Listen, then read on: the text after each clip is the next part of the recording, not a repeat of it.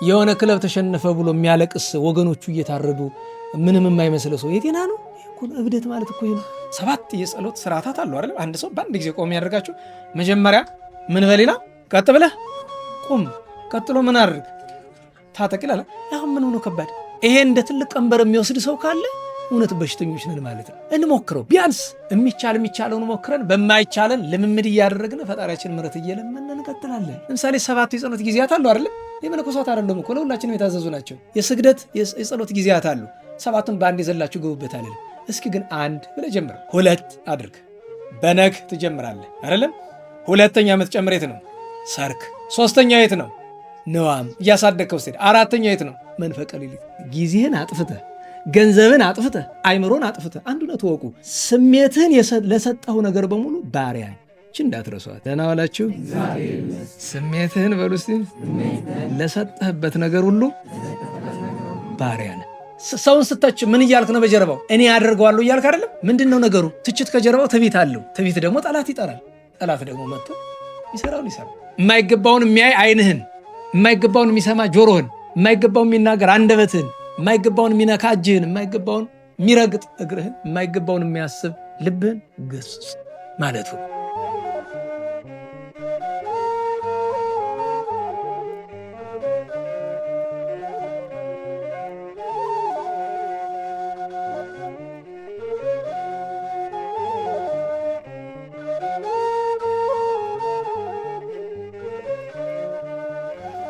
በስመ አብ ወወልድ ወመንፈስ ቅዱስ አሐዱ አምላክ። በስመ አብ ወወልድ ወመንፈስ ቅዱስ አሐዱ አምላክ። በስመ አብ ወወልድ ወመንፈስ ቅዱስ አሐዱ አምላክ አሜን። የአባቶቻችን አምላክ የቸርነት ባለቤት ቸሩ እግዚአብሔር ከዚህ ሰዓት ከዚህ ዕለት ያደረሰን ቅዱስ ክቡር ምስጉን ስሙ የተመሰገነ ይሁን። እንዴት ዋላችሁ? እንዴት ሰነበታችሁ? ቸርነቱ ምሕረቱ ይቅርታው በጎነቱ የባህሪ ገንዘቡ የሆነ አምላካችን መድኃኒታችን ኢየሱስ ክርስቶስ ለአምላክነቱ እንደሚገባ ቅዱስ ስሙ በድጋሚ የተመሰገነ ይሁን። እመቤታችን ወላዲተ አምላክ ንጽሕት ቅድስት ድንግል ማርያም፣ ቅዱስ መስቀል፣ ቅድስት ቤተ ክርስቲያን፣ ወዳጆቹ ቅዱሳን ስማቸው የተመሰገነ ይሁን። እንኳን አደረሳችሁ። ክርስቶስ ተንሥአ እሙታን አሰሮ ለሰይጣን ሰላም ኮነ። በቸርነቱ በመሐሪነቱ ፍስሐ፣ ሰላም፣ ተድላ፣ ደስታ፣ ፍቅር፣ አንድነት፣ ገነት፣ መንግሥተ ሰማያት የሰጠን አምላከ አበው አምላከ ቅዱሳን ስሙ የተመሰገነ ይሁን። የቅዱስ ጳውሎስ መልእክት ወደ ተሰሎንቄ ሰዎች የተላከ አንደኛ መልእክት ምዕራፍ 5 ቁጥር 12 እስከ መጨረሻው። ወንድሞቻችን ሆይ በመካከላችሁ የሚደክሙትን በጌታችን የሚቆሙላችሁንና የሚያስተምሯችሁንም እወቋቸው ብለን እንማልዳችኋለን። እጅግ አክብሯቸው፣ ስለ ሥራቸውም ውደዷቸው፣ እርስ በርሳችሁም በሰላም ሁኑ።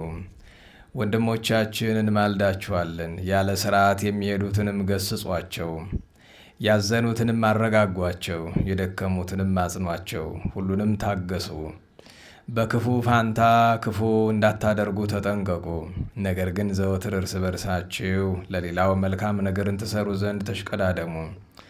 ሁልጊዜ ደስ ይበላችሁ፣ ያለማቋረጥም ጸልዩ። ስለ ሥራው ሁሉ እግዚአብሔርን አመስግኑት። ስለ እናንተ የእግዚአብሔር ፈቃዱ በኢየሱስ ክርስቶስ ይህ ነውና። መንፈስን አታጥፉ፣ ትንቢትንም አትናቁ። ሁሉን መርምሩ፣ መልካም የሆነውንም ያዙ፣ ከክፉ ሥራ ሁሉም ራቁ። የሰላም አምላክ እግዚአብሔር ፈጽሞ ይቀድሳችሁ፣ ነፍሳችሁን መንፈሳችሁንና ሥጋችሁንም ጌታችን ኢየሱስ ክርስቶስ በሚመጣበት ጊዜ በንጽሕና ይጠብቅ። የጠራችሁ እርሱም ይህንን ያደርግላችሁ ዘንድ የታመነ ነው። ወንድሞቻችን ሆይ ጸልዩልን። በተቀደሰ ሰላምታም ወንድሞቻችንን ሁሉ ሰላም በሉ፣ እርስ በርሳችሁም ሰላም ተባባሉ። ይህችን መልእክት ለቅዱሳን ወንድሞቻችን ሁሉ ታነቧት ዘንድ በጌታችን አመላችኋለሁ። የጌታችን ኢየሱስ ክርስቶስ ጸጋ ከእናንተ ጋር ይሁን፣ አሜን። ወደ ተሰሎንቄ ሰዎች የተላከ መጀመሪያው መልእክት ተፈጸመ። በአቴና ተጻፈ፣ በጢሞቴዎስና በስልዋኖስ እጅም ተላከ። ለእግዚአብሔርም ክብር ምስጋና ይሁን፣ አሜን። ቸሮ አምላካችን የዓለም ብርሃን የቅዱስ ጳውሎስን በረከት ያሳድርብን። እያንዳንዱ ኃይለ ቃላት ርዕሱ ነው ማገልገል የሚችሉ በሰፊ በሀተታ የሚበራሩ ኃይለ ቃላት ናቸው። ወደ ተሰሎንቄ ሰዎች ሲጽፍላቸው የጌታችን ዳግመኛ መምጣት ሊያዘክራቸው ሲጽፍላቸው ሁለት መልእክት ነውና የጻፈ። በመጀመሪያ መልእክቱ መጨረሻ ላይ ሲሰናበታቸው የተናገራቸው ኃይለ ቃላት ናቸው። ከቁጥር 12 እስከ ቁጥር 15 ያሉትን 3 ቁጥሮችን ብቻ ነው የምንመለከተው ለዛሬ። እንደ ዋና ርዕስ ደግሞ ገስጽዎሙ ለዝሉፋን፣ ያለ ስርዓት የሚሄዱትን ገስጿቸው የሚለውን ኃይለ ቃል እናነሳለን። የበቀደሙ ጉባኤ ወደ ተግሳጽ ያደላ ነበረ። የዛሬውም እንዲያ ሊሆን ይችላል። ዛሬ የታላቅ ቅዱስ ጳኩሚስ የመነኮሳት አባት ከሦስቱ አርዕስተ መነኮሳት የመነኮሳት አለቆች አንዱ የሆነው አባ ጳኩሚስ ቅዱስ ጳኩሚስ ወይም ባሁም ጳኩሚዮስ ይባላል። እረፍቱ ነውና እሱም ባስመለከተ ትናንት ስንክሳር ካነበብን በኋላ ጥቂት የተወያየንበትን ነገር ዛሬ ትንሽ ገፋ እናደርገዋለን። ትኩረታችን ርዕሳችን ገድለ ቅዱስ ጳኩሚስን የቅዱስ ጳኩሚስን ገድል በአጭር እያየን ግን እግረ መንገዱን ስለ ስርዓት እንነጋገር እስቲ። መቼስ ሰሚ ቢኖርም ባይኖርም ከራስ ማውረድ ይገባልና እስኪ እሱን እናንሳም። እንግዲህ ስለ ስርዓት ስለ ሃይማኖት ካልተነጋገርን በቀር እዚህ መሰብሰብ አስፈላጊ አይሆንም። ሰዎች በሃይማኖት ስፍራ በጉባኤ የምንገኘው ሃይማኖት ስርዓት ለመማር ነው። የዓለም ብርሃን የቤተ ክርስቲያን መብራቷ ከአሳዳጅነት ተመልሶ ምርጥ ዕቃ የተወደደ አገልጋይ የሆነ ቅዱስ ጳውሎስ ወንድሞቻችን ሆይ ሲል ለእኔ ይገርመኛል። አዎ በስጋ በመወለድ ወንድሞቹ ናቸው የሚጽፍላቸው። እኛም ቢሆን በስጋ ልደት በጥንተ ተፈጥሮ በአዲስ ተፈጥሮ ወንድሞቹ ነን። ግን በቅድስና በትሩፋት በሃይማኖት በሕግ በስርዓት ከሆነ ግን አንደራረስም። ወዴት እንዲያው ስሙን ለመጥራት እንኳ የተገባን አይደለንም። ስሙን ለመጥራት እንደምታውቁት ጥሩ ምግብ ወይም ወርቅ ዕንቁ በእጃችሁ ይዛችሁ ልታስቀምጡ ፈልጋችሁ ዕቃው ቆሻሻ ቢሆንባችሁ ለያዛችሁት መልካም ውድ ዕቃ ትሳሳላችሁ አይደል? እንዴት ከዚያ ቆሻሻ ላይ። የቅዱሳን ስም በእኛ አንደበት ሲጠራ እንደዛ ማለት ነው። ሩሃን ስለሆኑ ስለማይጸየፉን ነው እንጂ። እና ወንድሞቻችን ነው ይላል። በመካከላችሁ የሚደክሙትን ማለት ድካሞችን ማለት አይደለም። በስራ በአገልግሎት በመውጣት በመውረድ ለእግዚአብሔር ክብር ለቤተ ክርስቲያን ሀልወት ለምእመናን ጥቅም የሚደክሙትን በጌታችን የሚቆሙላችሁንና የሚያስተምሯችሁንም እወቋቸው ብለን እንማልዳቸዋለን። አጭር ነገሩ የሚያስተምሯችሁን እወቋቸው። እስቲ ማን ነው አስተማሪያችሁ? ከማን ነው የምትማሩ? ከገሌ ስትማሩ ምንድን ነው ብላችሁ ነው ከሱ የምትማሩት? በአጭር ብትጠየቁ አስተማሪ ነው ብለን ትላላችሁ። ምን ማለት ነው አስተማሪ? በምን መስፈርት ነው? እሱ ከሌላው ሰው በምንድን ነው የሚለይ? ደህና ዋላችሁ። ድምፅ ማጉያ መጨበጥ ያቅታል? ንገሩኝ። አማርኛ መናገር ያቅታል? ያ ሰው ምንድን ነው ልዩነቱ? እኔ ምንድን ነው ልዩነቴ? መድረክ ላይ ቆምነ በሙሉ ከመደበኛው ሰው በምን እንለያለን? አስተማሪ የሚያሰኘን ምንድን ነው? እወቋቸው፣ በጎም እንደሆኑ እንድትሰሟቸው እንድታከብሯቸው፣ በጎም እንዳልሆኑ እንድትጠነቀቁ እወቋቸው። የሚደክሙትን ማለቱ ለበጎቹ እንደጠቀሰ ያስታውቃል። በጌታችን የሚቆሙላችሁን አለ፣ ምስክርነት ስላለ የሚያስተምሯችሁንም እወቋቸው ብለን እንማልዳቸዋለን አለና ቁጥር 13 ላይ እጅግ አክብሯቸው፣ እውነተኞች ከሆኑ እጅግ አክብሯቸው አለ። ምን ማለት ይሆን? አሁን እችን ጥቅስ ለአንድ ሰባኪ ምን አይነት ትርጉም ነው የምትሰጥ? ለእኔ ቢጤ ገና አፍንጫውን ላላጸዳ እንትኑን ላልጠረገ ከምላችሁ ብዬ ነው። ሰው ያልበሰለ ሰው ምኑን ያልጠረገ ይባላል አይደል? አማርኛው ለጉባኤ ስለማይመች አፍንጫውን ያላጸዳ ትርጉም ምን ይመስላችኋል? በባህላችን የት እየሄድክ ነው? ከገሌ ዘንድ ምን ልታረግ? ልመከር፣ ልማር። እንዲህ እንትኑን አልጠረገም እኮ ማለት የአፍንጫ የሚፈሰውን ነገር ማለት ነው። ምን ማለት ነው ትርጉም ይመስላችኋል? እዚህ ላይ ያለ ቆሻሻቸው የማይጠርጉ እነማን ናቸው? ሕፃናት አይደለም? ያላስተዋሉ ግራቀኛቸውን ያለዩ ማለት ነው። እንደዛ ነው እና ምሳሌ ነው። በአፍንጫ የሚወጣ ቆሻሻ ምሳሌ ነው። በነገራችሁ ለቤተክርስቲያን ብዙ ምሳሌ አላት። አንድ ጊዜ አባታችን አባ አርሳኒዎስ ትናንት ረፍቶ አይደል የነበረ? ደህና ዋላችሁ። ቅዱስ አርሳኒዎስ 3 ራእይ አየ። ከዛ መንፈስ ቅዱስ አለበመው። ለልጆቹ ራእዩን ነገራቸው። ምን ማለት ነው አሉት። አንደኛው ራእይ አንድ ሰው ይሄድና አንድ ቦታ እንጨት ይቆርጣል። ቆርጦ አሰረው፣ ተሸከመው፣ ከበደው። ምንድነው ማድረግ የነበረበት? መቀነስ ነው አይደለም? እንደገና ወረደው፣ እንደገና ተጨማሪ ሌላ ቆረጠና ጨመረበት። አሁንም ሞከረው፣ አሁንም በዛው ልክ ዝም ብሎ እየጨመረው ይሄዳል። አንደኛው ራእይ ይሄ ነው። ሁለተኛው ውሃ ሊቀዳ ሄዶ ቀዳዳን ስራን የያዘ ቢቀደው የማይሞላ ነገር እንዲህን አየ። ሶስተኛው ራእይ ደግሞ 2 ወንድማማቾች በጋድም የተያዘ እንጨት ተሸክመው ግራና ቀኝ ወደ በር ሊገቡ ይሞክራሉ። እኩል ማለት ነው። እንደዚህ ሊገቡ ሲሞክሩ በግራና በቀኝ ያለው እንጨት ይይዝባቸዋል። ለመግባት ቀላሉ አንዱን ማስቀደም አለበት።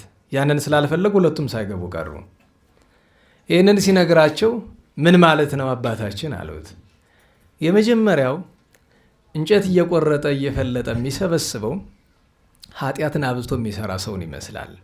ኃጢአቱ ሲከብደው በንስሐ እንደማቅለል እንደገና እየሄደ ሌላ ኃጢአት ይጨምራል። እንዲህ ሆኖ ለዘላለም አንድያውን ኃጢአቱ እስኪያጠፋው ይጠብቃል።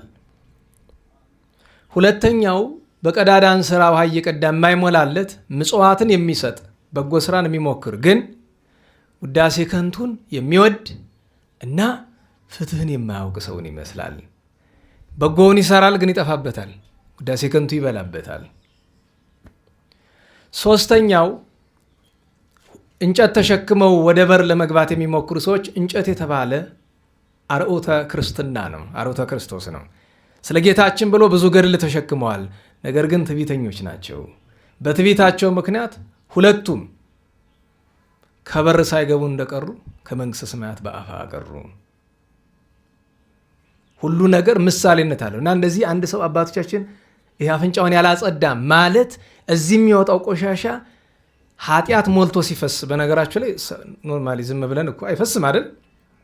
ጊዜ አለው አለ የሚፈስበት። ሲፈስ ደግሞ ምናልባት ሳይንስ ያላችሁ ታውቁት ይሆናል እንግዲህ መቼም በደንብ ሲበዛ ይሆናል አይደል የሚፈሰው። እንደዛ ነው እና ኃጢአቱን እንኳ በንስሐ መሸፈን የማይችል ሰው እንዴት ነው የሚመክርህ? እንዴት ነው የሚያስተምርህ? እኔ አሁን አንተን እንዴት ነው የማስተምርህ? እንዴት ነው የምመክርህ? ምግባር ትሩፋት ይቅር። ቆሻሻን መጥረግ ማለት ንስሐ መግባት ነው፣ ሌላ ነገር አይደለም። ማጽዳት አይደል? መጽዳት ማለት ንስሐ መግባት ነው። እና አንድ ሰባኪ የሚያስተምሯችሁን እጅግ አክብሯቸው የምትለው ስታይ ሲያየት መጀመሪያ የሚታሰበው ምንድን ነው?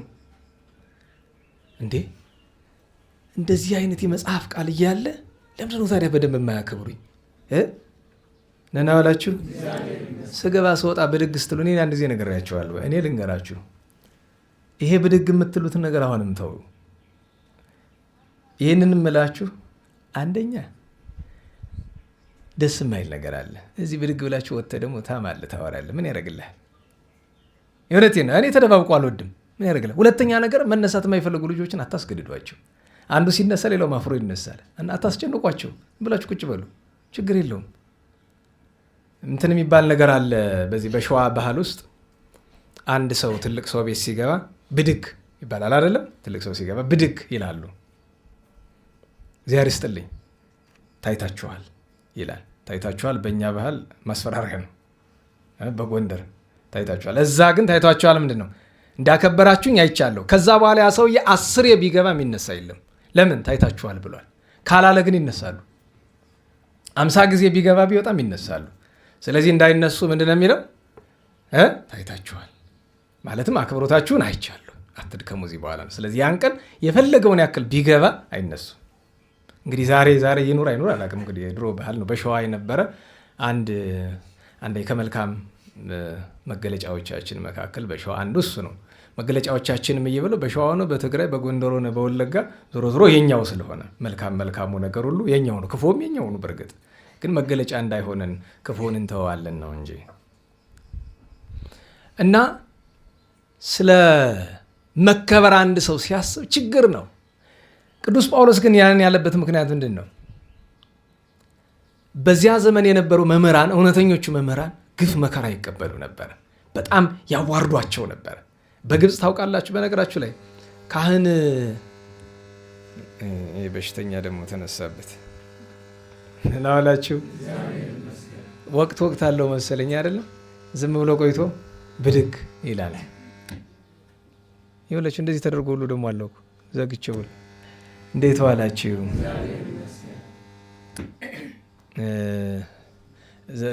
ዝም ብሎ ይሰማል መሰለኝ። እንደዚህ ልቀጥል፣ ይሰማችኋል። ከውጭ ያሉትን ነው እንግዲህ እግዚአብሔር ይሆናቸው ወይ ደግሞ ባለሙያው እስከሚመጣ ድረስ የሌለ ሆኖ ይሆናል። እንደዚህ አድርጌ ልቀጥል እንጂ እኔም እሱም እየጮህን እንዴት ብሎ ይሆናል? እንዴት ዋላችሁ? እና ያደመጣችሁ ነው። በቤተ ክርስቲያናችን አይታችሁ ከሆነ እኛ ካህናትን መስቀል ስንሳለም መስቀሉን ብቻ ነው የምንስመው። ግብጾችን አይታችሁ ታውቃላችሁ? ሲሳለሙ መስቀሉን ብቻ ነው አይደለም፣ እጃቸውንም ይስማሉ አይደል? እሱ ነገር ለምን የመጣ ይመስላችኋል? የታዘዘ ስርዓት ሆኖ አይደለም። በግብፅ ውስጥ እስላሞቹ ከነገሱ በኋላ አረቦቹ ከመጡ በኋላ ክርስትናን ለማጥፋት ካደረጓቸው ሙከሮች መካከል ትልቁ ካህናትን ማዋረድ ነበረ። ያሰቃዩቸዋል፣ ያስሯቸዋል፣ ይገርፏቸዋል። እና ከስቃዩ መካከል አንደኛው ግብፃውያን ወደ ስድስት ያክል የሚሆን ማለት ይቅርታ 7 ያክል የሚሆኑ እጽዋትን ጌታችን የተሰቀለበት ዕፀ መስቀል ከ7 እጽዋት የተጠረቀ አይደለም፣ እንደዚህ አድርገው ያዘጋጃሉ። እና በእውነቱ ለማሰቃየት ምን ያደርጓቸዋል? እጃቸውን ከቅዱስ መስቀሉ ጋር በጣም አጥብቆ ያስሯቸዋል። አንዳንዴ በመስማሩ ላይ ቸነክሯቸው ነበር ይባላል። መስቀሉን መያዝ እንዲጠሉ ማለት ነው። መስቀሉን ከእጃቸው ጋር አጣብቀው ያሰቃዩቸው ነበር። ክርስቲያኖች ሲያገኟቸው፣ መምህራኑን ካህናቱን መስቀል ይዘው ሲያገኟቸው ምንድን ነው የሚያደርጉት? መስቀሉን ብቻ ሳይሆን አብረው ምኑን ይስማሉ? ስለ ክርስቶስ እና ስለ መስቀሉ ብለው መከራ የተቀበሉበትን ያንን እጅ አብረው ይስሙት ነበር። የዛ ልማድ ነው እንድታውቁት። መልካም ትውፊት ነው ያ ነገር። እሱን ማወቅና ማስተዋል ያስፈልገናል። እና መሰረታዊው ነገር አክብሯቸው ሲባል ብትሰሙ ወይ ብንሰማ አክብሯቸው መባሉ ስለሚያዋርዷቸው ነው እንጂ አስተማሪን ዝም ብለህ እንደዚህ በቃ እንደ ንጉሥ እንዲመስል እንዲሰማ አድርገው ማለት አይደለም። ክብርም እኮ ለማንኛውም ሰው ይገባል አይደለም? ደህና ዋላችሁ። የክብር ደረጃ አለው አይደል? መጀመሪያ ሰዎች ሁሉ እንደ ሰውነት መከበር አለባቸው። ጣዖት ያምልክ ምን ያምልክ እንደ ሰውነቱ ምን ይላል? ይከበራል። ከዚያ ትንሽ ከፍ ያለው ክብር ለክርስቲያን ይገባዋል።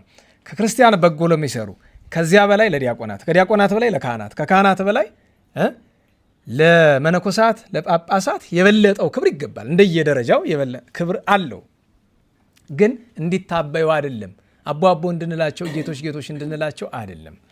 ለሁሉም እጅግ አክብሯቸው፣ ስለ ስራቸው ውደዷቸው፣ ስለ በጎ ስራቸው ውደዷቸው አለና እርስ በርሳችሁም በሰላም ሆኑ። በቃ አትጣሉ፣ እንዲሁ በሞቴ አትጣሉ። እኔ በቤተ ክርስቲያኑ ሰዎች ምን እንደሚያጣለን ግራ ነው የሚገባኝ። ለአገልግሎት ብንጣላ ቅዱስ ጴጥሮስና ቅዱስ ጳውሎስ የገጠማቸው ነገር አለ አይደለም? ሐዋርያት ቅዱስ ጳውሎስና ቅዱስ በርናባስ የገጠማቸው ነገር ለአገልግሎት ቢሆን ቅዱስ ሰሎሞን ይመሰክርልናል። ደቂቀም የተባአሱ በእንቲያ ይላል አይደል? የእናቴ ልጆች ስለ እኔ ተጣሉ ይላል። እኛ ግን የሚያጣለን አገልግሎት አይደለም፣ ለእግዚአብሔር ጥቅም ልክ አለ አይደለም? ጠብ ሊሆን የሚችለው ቶሎ ለመድረስ አገልግሎቱ ለማሳለጥ በዚህኛው መንገድ እንሂድ ወይ በዚህኛው መንገድ ነው። ሁለቱም ከመጽሐፍ ይሆን ቢሆን አዎ። እኛ ግን የሚያጣላን ገንዘብ ነው። ነና ዋላችሁ። እኛ ግን የሚያጣላን የቦታ ቅድሚያ ነው፣ ስርዓት ሃይማኖት አለመጠበቅ ነው። እና በእውነቱ ትልቁ እንድናስተውለው እንድናውቀው የሚያስፈልገው ነገር በቤተ ክርስቲያናችን ነና ዋላችሁ እርስ በርሳችን ሰላም መሆን መዋደድ ከኛ ይጠበቃል ነው። መድኃኔዓለም ፍቅሩን አንድነቱን ይስጠን። ከዚያ በኋላ ወደ ርዕሳችን ይመጣል። ወንድሞቻችን እንማልዳቸዋለን አለና ያለ ስርዓት የሚሄዱትን ገስጿቸው ብሎ አለ። ያለ ስርዓት የሚሄዱትን ገስጿቸው። አሁን ይህንን ርዕስ ብገባበት ኃይለ ቃል ስለሚበዛበት ወደ ቅዱስ ጳኩሚስ ሕይወት እንግባና በዚያ ጎዳና ለማምጣት እንሞክር። አይመስላችሁም? ይመስለናል በሉ እንጂ ተግሳጽ ቢበዛ ምን ያደርግላችኋል? እናንተ ሊሆን ይችላል፣ ግን ለሌላ ለሚሰማ ግን ብዙ ሰው ይቀይማል። በተለይ የመነኮሳትን ነገር ላነሳ ስለምችል ጳኩሚስ ነው፣ ቀን ያመጣዋል። ምንም ማድረግ አይቻልም። ቅዱስ አባታችን ጳኩሚስ በ3ኛው መቶ ክፍለ ዘመን የመጨረሻ አጋማሽ ላይ በግብፅ በላይኛው ግብፅ ነው የተወለደ። ወላጆቹ አረማውያን ናቸው፣ ጣዖት አምላኪዎች ናቸው። ከቶውኑ ነፍስ ካወቀ በኋላ ጣዖት አምልኮ አያውቅም። ምክንያቱ ምንድን ነው ቢሉ በዛ ጊዜ ጌታችን ኢየሱስ ክርስቶስን አያውቀው ነበር። ክርስትና ምን እንደሆነ አያውቅም። በአካባቢያቸው ክርስትና አልነበረም፣ አጥፍተውት ነበር፣ አሕዛብ በዝተውበት አካባቢውን። ነገር ግን ጣዖቱን እንደማይሰራና ከንቱ እንደሆነ ገብቶታል።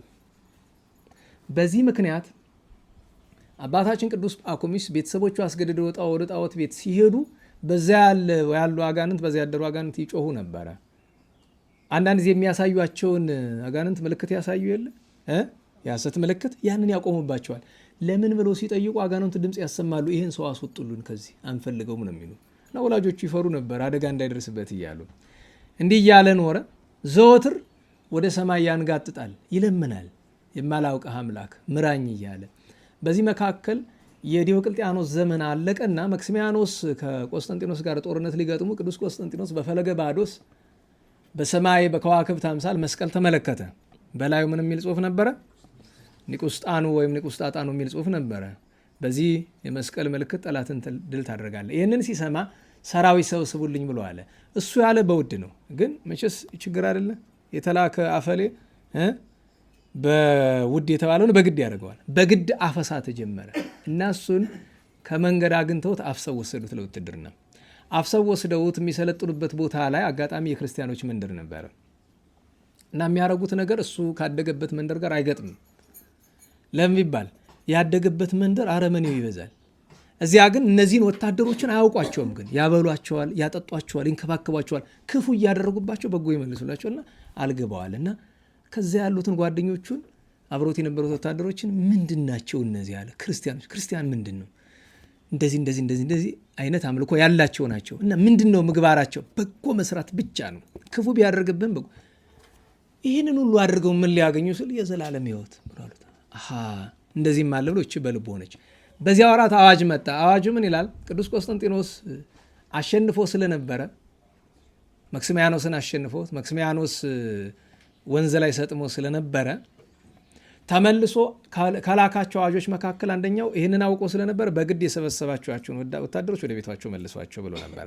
ሰው ተለቀቀ እሱ። ከዚያም ተመለሰ። ከዚያች ጊዜ በኋላ ክርስቲያን ለመሆን ጥረት ያደርግ ነበረ። ፈልጎ አንድ ካህን አገኘ፣ ተማረ። የንዑሰ ክርስቲያንነት ጊዜ ነበረው። በነገራችን ላይ በዚህ ዘመን ከሌላ እምነት ወደ ክርስትና የሚመጡ ሰዎች ብዙ ጊዜ ለቤተክርስቲያን ፈተና ሲሆኑ አታያላቸዋል። ብዙዎቹ መጥተው ወይ ዘማሪ ያደርጓቸዋል፣ መድረክ ላይ ያወጧቸዋል። በጣም ስህተት ነው። ከሌላ እምነት የመጣን ሰው እንኳን ከሌላ እምነት የመጣን ሰው ደጋግሜ እንደምለው በክርስትናችን ውስጥ በቤተክርስቲያናችን በዚህ ዘመን ብዙዎቹ ወደ ተሐድሶነት ወደ ምንፍቅና ሄደው የነበሩት የተወሰኑ ተመልሰዋል አይደል? እነዚህን ሰዎች መልሰን የት ነው ያቆምናቸው? መድረኩ ላይ። የሚገርማችሁ ደግሞ አብዛኞቹ የተመለሱ ከአንገታቸው ነው ስለምናው ከጀርባ ምን እንደሚሰሩ ከፈለጋችሁ ስም ዝርዝር እንጠራላቸዋለን። ውሸታቸውን ነው። አሁን አንድ አለ ቄስ ነኝ ዘማሪ ነኝ የሚል በየቦታው በየፖድካስቱ ኢንተርቪው የሚያደርግ በዚህ መዝሙርም ትዘምሩላል ገና እንዘምራለን ምናምን ይነች እሱስ የእሱ አይደለም መሰለኝ። ይሄ እሱስ የዛኛው ነው መሰለኝ። የዛኛው አይ ተውት፣ ይሄ መዝሙሩ እሱ እንደዛ ሲል የሰማሁት መስሎኛል። እና በነገራችሁ ላይ ትናንት አደባባይ ኢየሱስ እርገት አረ ላይ ነበረ ለንሳለም ሄደን ተክሊል ነበረ። እሰይ አትሉም? አዎ እሰይ እንኳን ኖር። ግን እኔ በሞቴ ድምፅ ማጓ የነበረችው ሴት ምንድን ናት? የነበራችሁ ካላችሁ ባለጤና ናት። እኔ መልኳን አላየሁ፣ ግን እግዚአብሔር ይቅር ይበላት። እኔንም ይቅር ይበለኝ ስለሰማሁ ስላየሁ፣ እሷንም እኔንም ይቅር ይበለኝ። እኔ አላየሁ፣ መልኳን አላየሁም፣ ከአጥር ውጭ እኔ ነበርኩ። ምን ነክቷት? መጀመሪያ እህቶቻችን ድምፅ ማጓይዛችሁ ቤተክርስቲያን አውደ ምሕረት ላይ የምትጮሁ የጤናችሁ ነው? የማህበረ ቅዱሳንማ እንዴት አለች ጥምቀት ቀን እንደዛ የምትጮህ? ይህ ሁላችሁ ጥሩ ድምፅ እኮ ቅድስና አይደለም። ይህን ስሰማ ትል ይሆናል። አላቃትም እሷን በነገራችሁ ላይ ከርቀቱ ድምጿን ስለምሰማ ነው። እንዴ ሴቶችን መምራት ከፈለገች ሴቶችን መምራት ትችላለች፣ ሕግ አይከለክላትም። ድምፅ ማጓያው ምንድን ነው? በእርግጥ አንድ የሚሰጥ እንትን አለ። በጣም ጩኸት ስለሚበዛ ያው ያንን ለመሰብሰብና ሰዎች እኩል እሷን ተከትለው እንዲዘምሩ እና በዛ ላይ ለምሳሌ የሆነ የሚዘሉበት አለ። ሰርግ በሆነ ጊዜ የሚዘለልበት ምንድን ነው? ይሄ ቃና ምንድን ነው? የሆነ ዘወይን ዘወይን ቤተ ቃና ዘወይን አይደል? ማን እንደ ጻፈው ይህንን አውቃለሁ፣ የማን እንደሆነ መዝሙሩ አውቃለሁ። እንዲያው የሚቆጨኝ አንድ ቀን በአካል አግኝቸው ተዘንግቶኝ አልነገርኩትም። እና እስቲ መጀመሪያ እንደ በሞቴ አስረዱኝ። አዝማችሁ ዘወይን ቤተ ቃና ዘወይን ይላል። ምን ማለት ነው? ደህና ዋላችሁ። ያለ ስርዓት የሚሄዱትን ገስጿቸው አይደለ? ከሆነ ዘንድ አይ ኧረ አደከመ። እየሰማ ነው ግን እየተማርክ ነው። ልብህን እሱ እንዳይሰርግ። ደህና ዋላችሁ። እስቲ ዘወይን ምን ማለት ነው? እናንተ ግዕዝ የምታውቁት ጥቂት የቅኔ ተማሪዎች እናንተ ተውትና ሌሎቻችሁ ዘወይን ምን ማለት ነው?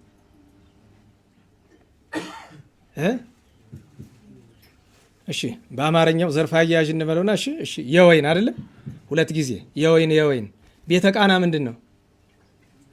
የቃና ቤት። ከዛ ዘወይን የወይን የቃና ቤት የወይን ምን ማለት ነው? ነንሰንስ እኮ ነው፣ ትርጉም የለውም እኮ ራሱ። በነገራችሁ ላይ ምንድን ነው ፋይዳው? ምስጋና ነው? ልመና ነው? ምክንያቱም መዝሙር ቢያንስ ሲሆን ሶስቱን ቢቀር አንዱን መያዝ አለበት አይደለም ወይ? ምስጋና መሆን አለበት ወይ? ልመና መሆን አለበት ወይ? ትምህርት መሆን አለበት። ትርጉም የለውም እኮ ራሱ። አዟዙሬ ተረጉመዋለሁ ብትለኝ ያንተን ተራ ንግግር አንድምታ ልንሰጠው አንችልም። ምክንያቱም በልቶ ጠጥቶ ሞቅ ሲለው የተደረሰን ነገር እኔ አንድምታ የሚሰጥ በቅድስና የተደረሰ ነገር በመንፈስ ቅዱስ ሀሳብ የተደረሰ ከሆነ ለእኛ ገባንም አልገባንም እውነት ነው።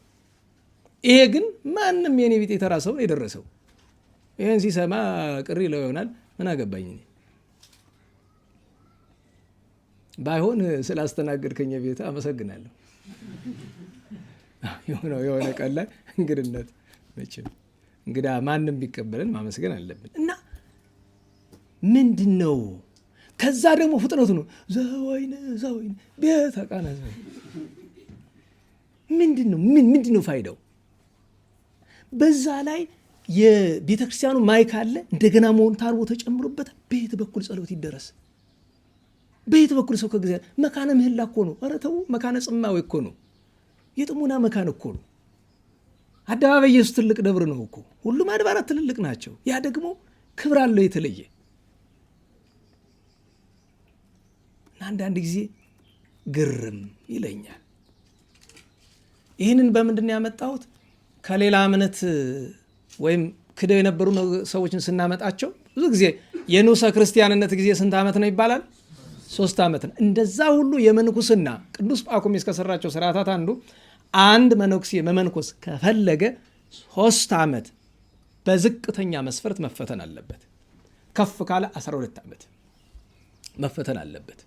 ስርዓት ነዋ፣ ህግ ነው። ምንኩስናውን መቻል አለመቻሉ ትናንት ነግሬያቸዋለሁ። የነበራችሁ ልጆች አዋረድ ነው እኮ።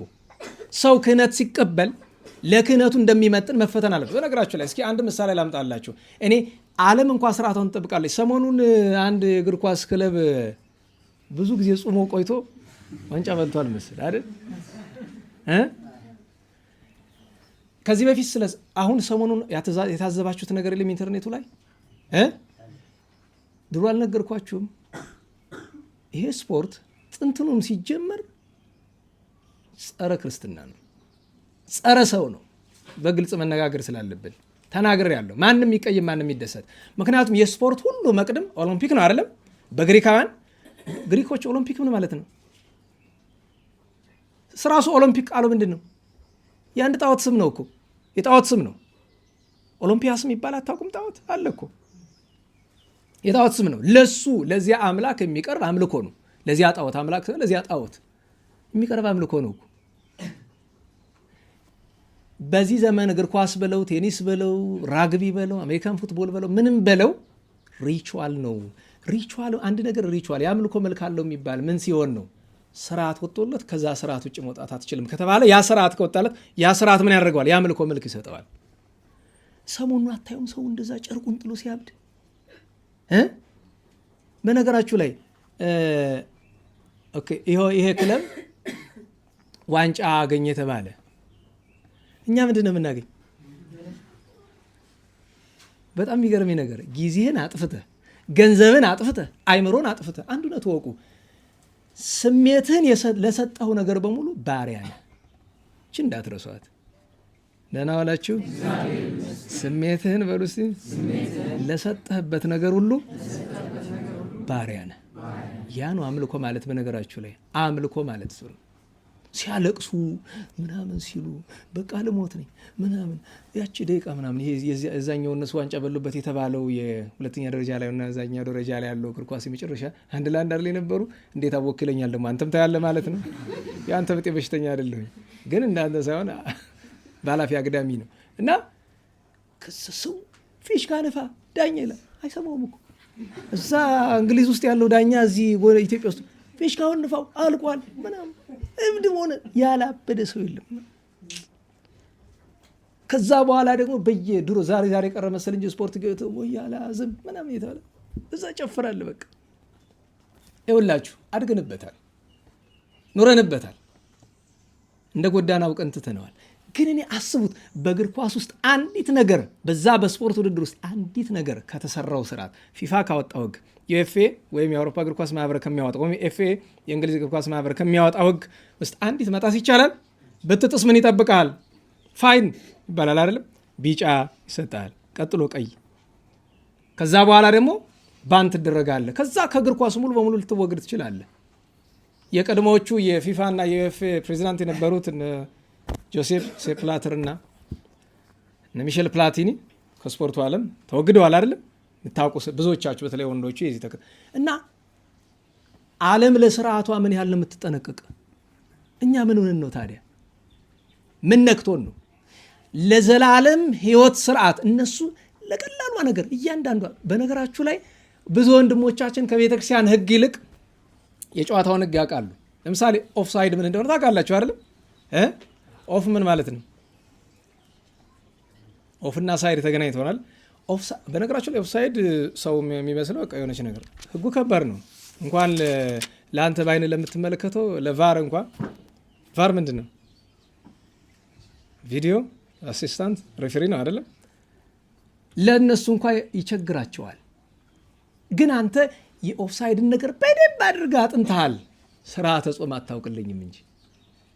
እንዴት ዋላችሁ? እስኪ ስለ ጾም የተደነገገው ህግ በቅዱሳን ሐዋርያት ሲኖዶስ በስንተኛው አንቀጽ ነው የሚገኝ? እስቲ አንድ ሰው አንድ እውነት ልንገራችሁ፣ በሰው ልፈርድ አይደለም። ምክንያቱም የእኛ ችግር ነው። አስተምረናል አላስተማርም? የስፖርቱ ሰዎች አሁን ሚዲያ ላይ አስቦች የስፖርት ጋዜጠኞች ትጋታቸውን ደቂቃ ያሳልፋሉ። ፕሮግራም ስትጀምር አያሳልፉም። አጣፍጦ ለማቅረብ የሚሄዱበት ርቀት ለዛ ለክፉ ነገር እና ታዲያ አንድ የስፖርት ጋዜጠኛ የቀድሞ ባልደረባችን የነበረ ሰው ነውና ምን አለ፣ አንዳንድ ሰዎች ስፖርትን ቅሪላ መግፋት ነው ይላሉ። አዎ ይላሉ። ነገር ግን ያልገባቸው ነገር አርት ነው አለ እና እንዲያውም ልደውልለት አልኩኝ። አይ ልተው። ግን ቀላሉ መልስ ምንድን ነው? ሰው መግደልም አርት ነው። ለባለቤቶቹ ለገዳዮቹ አርት ነው። በነገራችሁ ላይ ሰው መግደል ቀላል ይመስላል? እንዴት ዋላችሁ? ጥይት መተኮስ ትችላላችሁ? አትችሉም። ችሎታ እኮ ነው እሱም። መሳሪያ መፍታት መግጠም ትችላላችሁ? አትችሉም። ኢላማ መምታት ትችላላችሁ? አርት ኢትስ አርት። አርት ማለት ምንድን ነው?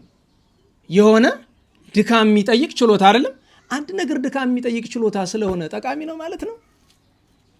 እና በሞቴ እኔ በጣም እዛ ደግሞ አንዳንዱ የቤተክርስቲያን አገልጋይ ደግሞ ይወጣልን እንኳን ደስ አላችሁ አርሰናል ደጋፊዎች ና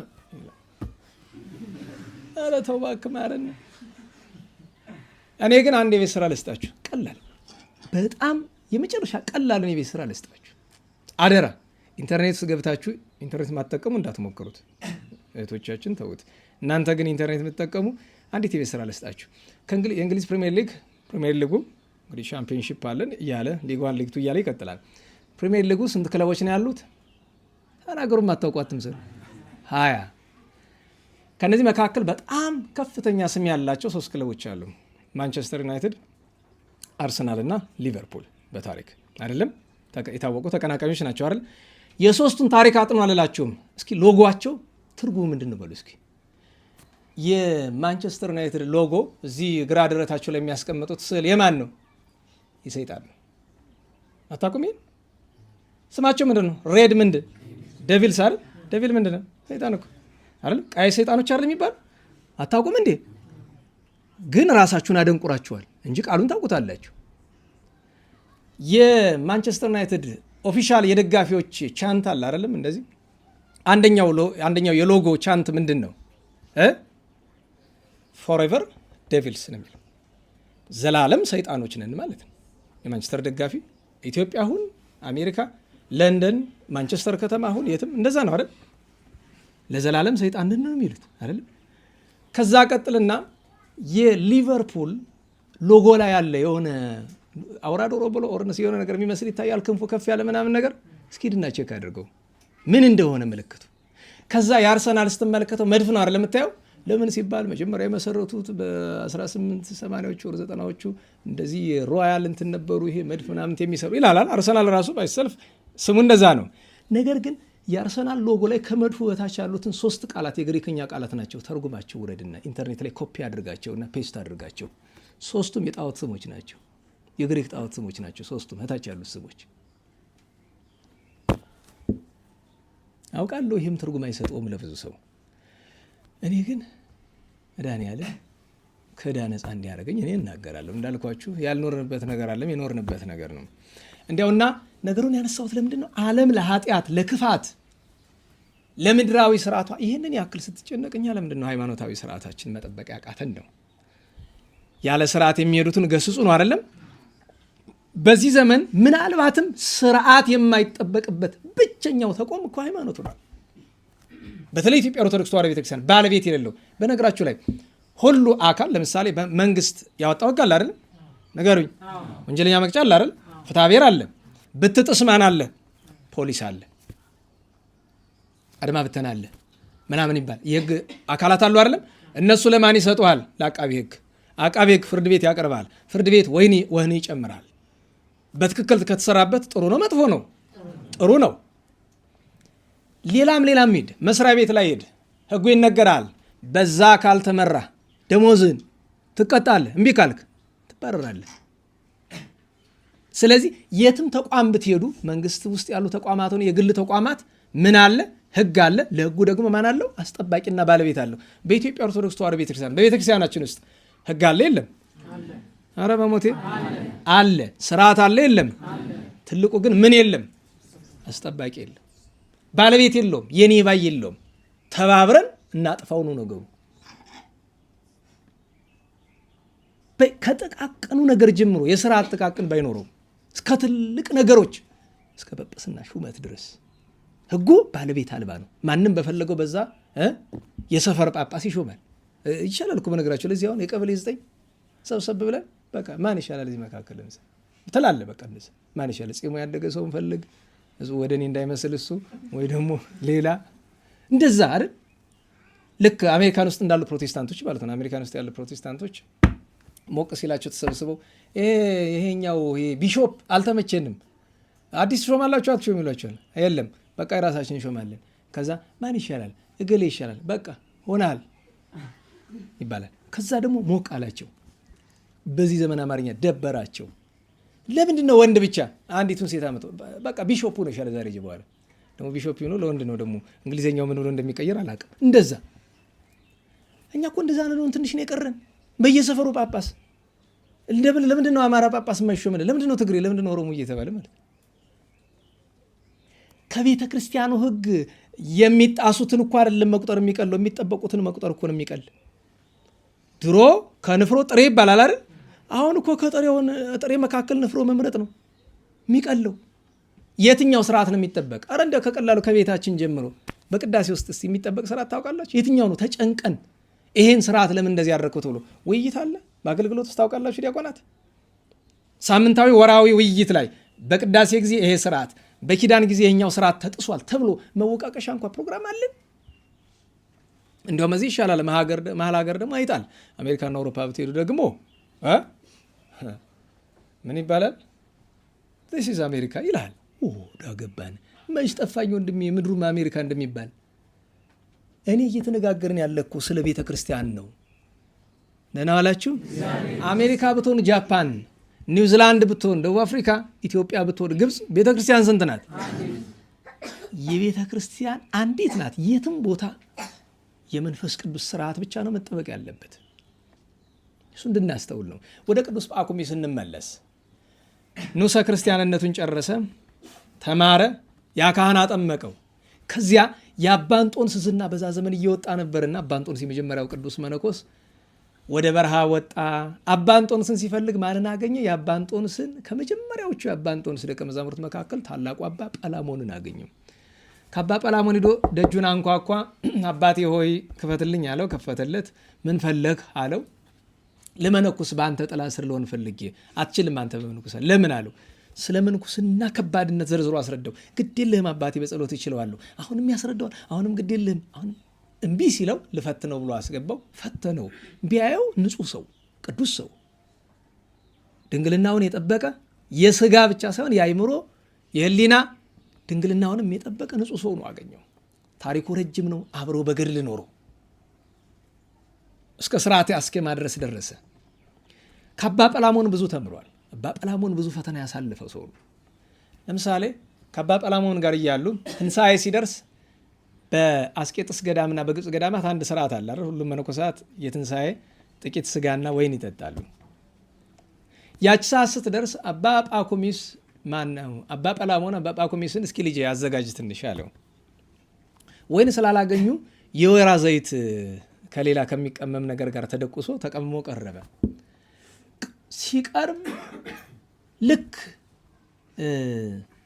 ሰው ዘመዱ የቅርብ ሰው የሞተበት እንደሚያለቅሰው በጣም አሰምቶ ጮኸ፣ አለቀሰ አባ ጰላሞን እና አባ ጳኩሚስ ሲደንግጡ አባቴ ምን ሆንክ አለው። ጌታ ኢየሱስ ክርስቶስ ለእኔ ብሎ ተሰቅሎ ደሙን አፍሷል፣ እኔ የዚህ ወይን ዘይት ልጠጣ ተቀምጫለሁ። በነገራችሁ ላይ አባ ጰላሞን ትርምት ዳር የለውም። ፍጹም ትሁት ሰው ነበረ። ኋላ ግን ልጄ ሆይ የአባቶቻችን ስርዓት ስለሆነ እንዳይቀርብን ብሎ እያለቀሰ ያችን ቀምሶ ወጣ። እያለቀሰ ተመግቦ ወጣ። ከዚህ አንድ ቀን አንድ መነኩሴ ወደ እነሱ ሊጠይቃቸው መጣ። እንግድነት ተቀበሉት። በቃ ለምንድን ነው ቁጭ አላችሁ? ለምንድን ነው ማተጉ ማጸልዩ እያለ ሊወቅሳቸው እንዲሁ ማያውቃቸውን ማለት ነው። አንዳንድ ሰው አለ አይደለም እንደዚህ የሆነ ነገር ይላቸዋል። አንዳንድ አባቶችን በቃ እንደዚህ አልባሌ መስለው ቁጭ ብሎ ሲያገኛቸው ምንድን ነው የሰው የስራ ፈት ይዘህ የተቀመጠ? ኧረ ተው እባክህ ማታውቀውን ምን እንደሆነ እንዲሁ ብታውቀው እንኳ ምን ያደርግልሃል? ከዛ እነሱ ዝም ብሎ ሰሙት። ኋላ ተግቶ የመጸለይን ዋጋ ላሳያችኋልና እጆቹን ዘርግቶ ትንሽ ጸለየና ዞር ሲል የነደደ እሳት አየ። እዛ ሄዶ ገባበት። የሚገርማችሁ አልተቃጠለም። እንደዚህ ነው። ከዛ አወጣውና አባ ጰላሞን ልጄ ሆይ እንደማይ በጠላት ወጥመድ ተይዘሃል፣ አይድገምህ፣ ንስሐ ግባ፣ ተጽታል ወይድልኝ ብሎት ሄደ። ከቤቱ ሲደርስ ፈተና ገጠመው፣ ተገሰጸ። ብዙ ነው ታሪኩ። ከዛ እያለቀሰ ተመለሰና እውነታችሁን ነው አባቶቼ ያላችሁኝ ስላልሰማሁን አለ። አብረው ተላቀሱ። ግን በዚያ ትዕቢት ምክንያት ያደረበት ጸላዔ ሰናያት ሊወጣ አልቻለም። ሄዶ ሌላ ቦታ እሳት ውስጥ አስገብቶ ነው የገደለው። ነገራችሁ ላይ እንደዛ አድርጎ ለአባ ጳኩሚስ ይህንን ሁሉ እያየን ያደገ። ከዛ በኋላ አባታችን አባ ጰላሞን አረፈ። ነሐሴ 1 ቀን እሱን ቀበረ። በዚያ ወራት በጾም በጸሎት በስግደት ተወስኖ እያለ የእግዚአብሔር ቅዱስ መልአክ መጣና ጳኩሚስ ሆይ ያለው ቤት እስካሁን ድረስ መነኮሳት እየኖሩ ያሉ በግላቸው። እንግዲህ በነገራችሁ ላይ የምንኩስና 4 ወሳኝ ምዕራፎች የሚባሉ አንቀጾች አሉት። የመጀመሪያው የአባ ጳውሊ ነው፣ ቆብ የሌለው ምናኔ።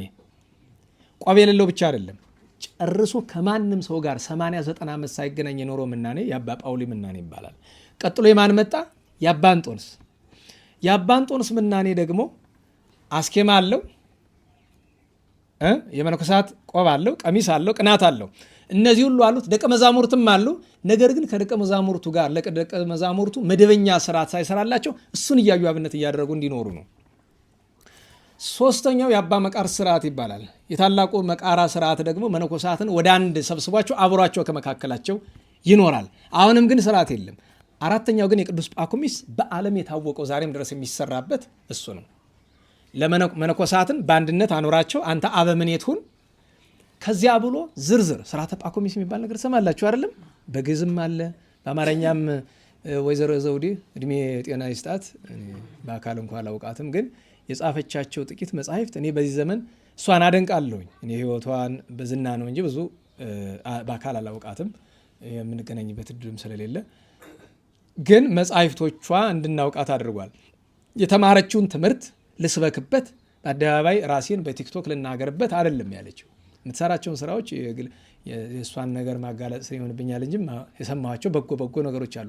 ግን መጽሐፉ በአደባባይ የወጣ ስለሆነ እሷን ማጋለጥ ስለማይሆን የመጽሐፉ ልናገር። ከጻፈቻቸው መጽሐፍት መካከል ቢያንስ 4ቱን ተመልከቱ። እኔ 4ቱን ነው የማውቀው፣ 4ቱም ያሉኝ ይመስለኛል። የመጀመሪያው ቅዱስ ፖሊካርፖስ ዘሰርሜርኔስ የሚያውቀው ሰው ነበረ? ነናዋላችሁ? ለሸቀጥ አይደለም። የገንዘብ ችግር ያለባትም አይመስለኝም። እግዚአብሔር እሱ ያውቃል። ለሸቀጥ አይደለም፣ ለትምህርት ለአገልግሎት ነው። ራሱ ገቢው ለምን እንደሚውል እግዚአብሔር ያውቃል። እና ያንን ቅዱስ ፖሊካርፖስ አስቡት፣ ታላቅ ገናና ሐዋርያ ሲሆን የተረሳውን፣ ቀጥሎ ቅዱስ አግናጢዮስ ምጥውል አንበሳን፣ ቀጥሎ ታላቁ ቅዱስ ጳኩሚስን ዛሬ የምናከብረውን፣ ቀጥሎ ታላቁ ቅዱስ መቃርስን። እነዚህን 4 መጻሕፍት ታውቃለሁ። ይሷል ጠቃሚ መጻሕፍት ናቸው። ደግሞ የሚገርመው ነገር ብዙ እጇ አይለበትም። የዘመን መጽሐፍ ምንጠላው ምን ሲሆን ነው? የሰው እጅ ሲገባበት። ለምሳሌ በበረሃው ጉያ ውስጥ የምትል አንዲት መጽሐፍ የምታውቀዋላችሁ? የዳንኤል ክብረት በቃ ወርቅ የሆነች መጽሐፍ ናት። ለምን? የእሱ እጅ የለም እዛ ውስጥ። ቀጥታ ከዜና አበው ትርጉም ነው። የዜና አበው ትርጉም ከዜና አበው ተመርጦ ትርጉም ነው፣ የተወሰነ ተቆንጥሮ ማለት ነው። የሰው እጅ ሲገባበት ነው ችግር የሚሆን። ለምን? መንፈስ ቅዱስ መሳሪያ ካላደረገ የአንተ እጅ ሲገባበት ችግር ይመጣል። እና መጻሕፍቶቹ ስታነቡ ደስ ይላሉ እነዚህ። እና ታላቁ ቅዱስ ጳኩሚስ ይህንን ያመጣሁትላችሁ ለምንድነው? ስርዓተ መነኮሳትን ወይም ስርዓተ ጳኩሚስን አናገኘውን ብላችሁ እንዳትፈሩ ተርጉማ እዛው ላይ ያስቀምጠዋለች። የሚፈልግ ካለ መነኮሳት የምትሆኑ ለእኛም በነገራችሁ ለሁላችን የሚጠቅም ነገር አለው። ዋናው የተዘጋጀ እና የእግዚአብሔር መልአክ አንድ ጊዜ መጥቶ እንደዛ ካደረገው በኋላ ምን አለ? አይ ፈተና ይሆንብኛል ብሎ ዝም አለ። 3 ጊዜ አናግሮታል። በ3ኛው ስርዓቱን በእብነ በረድ አንድም በነሐስ ግድግዳ ላይ ጽፎ ሰጥተው ይላል። በእጁ እንደዚህ አድርጎ ልክ እግዚአብሔር ለሙሴ ጽላትን እንደሰጠው በተመሳሳይ ከእግዚአብሔር መልአክ እንደ ጽላቱ ነው ስርዓተ መነኮሳት የወረደ። ሰማያዊ ነው፣ ሰዋዊ ሰው ሰራሽ ስርዓት አይደለም። ስርዓተ ጳኩሚስ ሰው ሰራሽ ስርዓት አይደለም፣ የመንፈስ ቅዱስ ነው፣ የጌታችን ነው። ያንን ስርዓት ተቀበለ። ከዚያ ገዳመ ዳውናስ ወይም በዚህ ዘመን በእነሱ ቋንቋ ትቤያድ ይሉታል። እንደዚህ አይነት ስፍራው ነው። ያንን ገዳመ ዳውናስ በእኛ ቤተክርስቲያን ትውፊት ደግሞ ይባላል። ያንን ገዳም መሰረተ። በስሩ በጣም ብዙ ገዳማትን መሰረተ። ከዛ ለእያንዳንዱ አበምኔት ያደረገላቸው የሁሉ የበላይ ሆኖ መሪ ሆኖ ደግሞ እሱ ነበረ። አሁን ሰውኛውን ስታስቡት አበምኔቶች ያደረገው እሱ የአበምኔቶች አበምኔት ሆነ አይደለም። ያለቃ አለቃ ክብር ይመስለዋል ሰው። በድሮ ዘመን ጵጵስና መከራ ነው፣ አበምኔትነት መከራ ነው። ዛሬ ደግሞ እንጀራ ነው፣ ቅቅል ነው፣ ጥብስ ነው። እንደ ትራፊክ ቅቅልና እያሉ ያሟቸው የለ። እኔ የትራፊክ ጋር የሚያገናኝ ነገር የለም። መኪና የለኝ፣ መንጃ ፈቃድ የለኝ፣ ምን ያደርግልኛል? ከእሱ ጋር ምንም አያጣላኝ። እንደዚህ እያሉ ያሟቸዋል። እውነት ይሆን አይሆን እነሱ ይወቁን ያላውቅ እና ዛሬ ምንኩስና ቅቅል መብያ ሆኗል እኮ።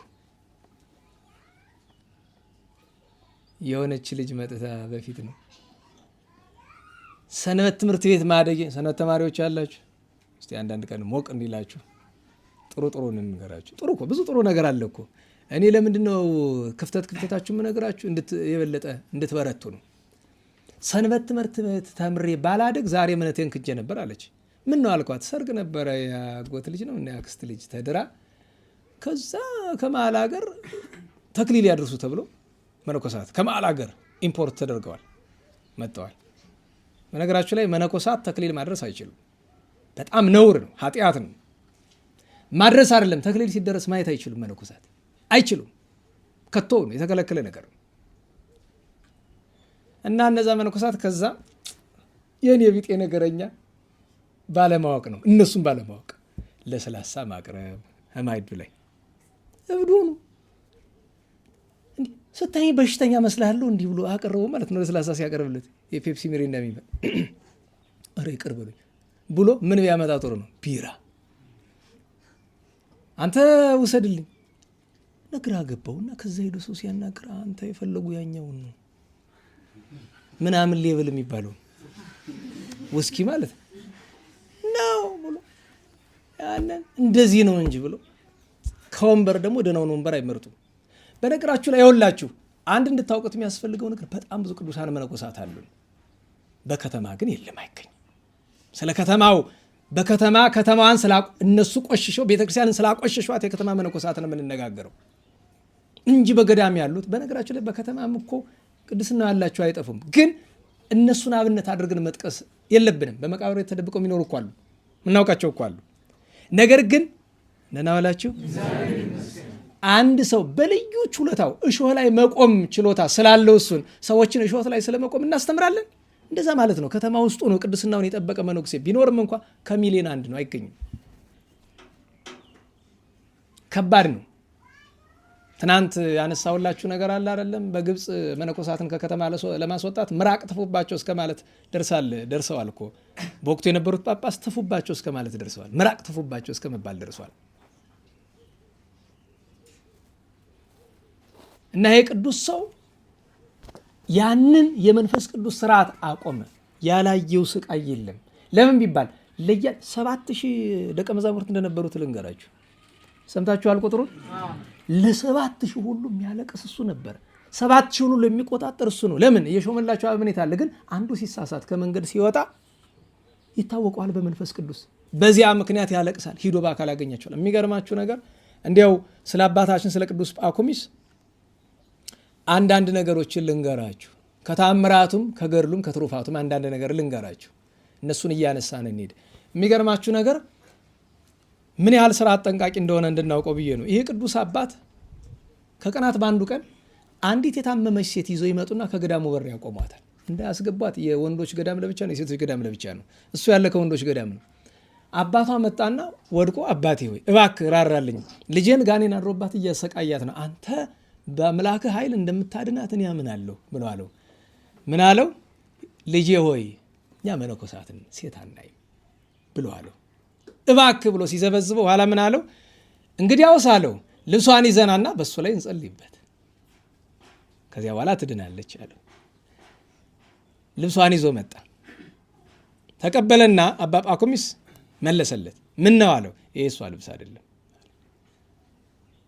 አረ የእሷ ነው፣ አሁን ለብሰው የነበረች እኮ ነው አለው። የእሷ አይደለም አልኩ። አረ የእሷ ነው አለው። ይኸውልህ ይሄ ልብስ የእሷ አይደለም፣ ጠላት መጫወቻ ያደረገው ልብስ ነው። ልብስነቱም የእሷ ነው። ነገር ግን ከአንተ ተደብቃ ድንግልናዋን ለአንድ ጎረምሳ ስትሰጥ ለብሰው የነበረችው ቀሚስ ይሄ ነው። ንስሐ ካልገባች ከቶውኑ ድነት የለም፣ ሂድ አለው። ሄደና አባቷ ቢጠይቃት አዎ እውነት ነው፣ በዚህ ቀሚስ ነው እንደዚያ የሆንኩበት አለችው። ንስሐ ከገባች በኋላ ጸሎት አድርጎ ቅባ ቅዱስ ገብቶ ያን ልብስ ስትለብሰው ዳነች። ናላችሁ የአዲስ አበባ ጉባኤ ሲሆን እንደዚህ ምናምን ሲሉ ጎንደር መታለች አይደል? ሰው መድኃኔዓለም የተመሰገነ ይሁን። የደጎቹ እምነት።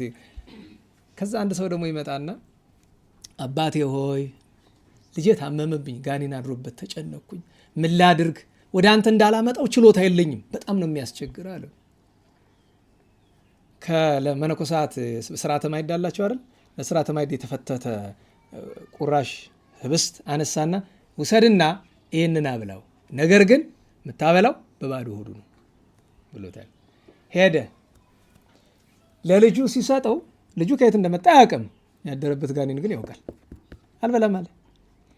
ከዛ በሚቀጥለው ቀን ተምር አመጥቶ ዳቦዋን ያችን በተምር ውስጥ አሸጋት ሰጠው። ክፍት አድርጎ ወጥቶታለሁ። ከዛ አባትየው አየና ጠቡ እልኩ ከልጁ ጋር እንዳልሆነ ገብቶታል። ምን አለ? ያችን ከፊቱ አስቀመጠ። አባ ጳኩሚስ የላካትን ፍትሐ ህብስት ማለት ነው አስቀመጠ። ከዛሬ ጀምሮ ምግብ የምትበላ እችን ስትበላ ብቻ ነው። ምግብ አቆመበት ለቀናት። የት ይድረስ? ለምን? ልጁ ሲርበው ታውቃላችሁ፣ ጠላት አብሮ እንደሚርበው። ብዙ ጊዜ አጋንንት የሚያስቸግራቸው ሰዎች በጣም ጾምና ስግደት ላይ ጸበል ብቻ አይደለም፣ ጸበል ብቻውን አይደለም፣ ጾምና ስግደት ላይ ያተኩሩ የሚባል ለዛ ነው። በነገራችሁ እናንተ ስትሰግዱ ምን እሱ በምን ምክንያት ነው ስትሰግዱ? ስግደቱን ለምንድን ነው የሚጠላው ይመስላችኋል? ጾሙን በግዱ በላት። በዚያ ምክንያት ዳጭሮ ጠላት ወጥቶ ሄደ፣ ዳነ። ይህ ልጁን ይዞ መጥቶ ለመነኮሳቱ የተደረገለትን ነገር ምስክርነት ሰጥቶ ይሄ ሰው ተመልሷል። እግዚአብሔር በሚያውቀው ደግሞ አንዲት ሴት መጣች። ያቺ ሴት ግን ወደ ገዳሙ አልደረሰችም። ደም ለረጅም ዓመታት ይፈሳት የነበረች ናት። በወንጌል ልትጻፈችው እንተ ደም ይሆዛ ቬሮኒካ እንደሚሏት። ከዛ እኔ አባ ጳኩሚስን ላገኘው ሻ ነበረ፣ ነገር ግን እኔ መሄድ አልችልም። ስለዚህ ምን አለች? ጌታ ኢየሱስ ክርስቶስ ሆይ እኮ አንዳንድ ጊዜ አያችሁ እህቶቻችን፣ እስቲ ልብ አድርጉ። ጌታ ኢየሱስ ክርስቶስ ሆይ ወዳጅህን አባ ጳኩሚስን ወደ እኔ ታመጣው ዘንድ እለምንሃለሁ። መጣ። ከማን ሄደ ግን? ወደ እሷ ቀጥታ ሳይሆን ወደ አንድ ቅዱስ ካህን አለ፣ አባ ጳኩሚስ ጋር የሚዋደድ አንድ ካህን፣ ወደ እሱ ከሱ ዘንድ እንዳላወቀች፣ ምክንያቱም እሷ የነፍስ አባቷ ስለሆነ ያ ካህን ማለት ነው እንዳለ ስታውቅ ሄደችና ሄዳ ብትገናኘው ስርዓት አይደለም ሴት ልጅ ማግኘት። ስለዚህ በኋላው ዞሮችና ይሄ በኋላው ያለ ልብሱ ላይ ወደ ኋላ ተጎትቶ ከተቀመጠበት ስፍራ ዘርፈፍሎ ወደ መሬት ላይ ወድቋል። ሄዳ ጌታዬ በወዳጅህ በዚህ ቅዱስ ሰው እንደምድን አውቃለሁ ብላ ያንን ዳሰሰች። በወንጌል ተጽፎ በማርቆስ ወንጌል ምዕራፍ 5 ላይ ዳነች። እግዚአብሔርን አመስግና ሄደች። እኔ የእነሱ የቅዱሳን ስራ ብቻ አይደለም የሚገርመኝ እምነቷ። ሁለት ነገር ከሆነ አንደኛ አምጣልኝ ወደ እኔ፣ በቃ ደግሞ እንደዚህ ሰምተሽ ነገ ተነስተሽ ቅዱስ ገሌን አምጣልኝ እንዳትዪ፣ እንደሱ ሳይሆን እምነት ደረጃ ላይ የደረሰ ሰው ነው እንደዚህ ለማለት የሚችለው። እምነት ደረጃ ላይ የደረሰ ሰው ነው እና እሱን ማስተዋል ያስፈልጋል። ብዙ ጊዜ በአባ ጳኩሚስ ታሪክ ውስጥ የሚተረክ አንድ ታሪክ ላለ አንዲት ሴት ይዘው መጡ።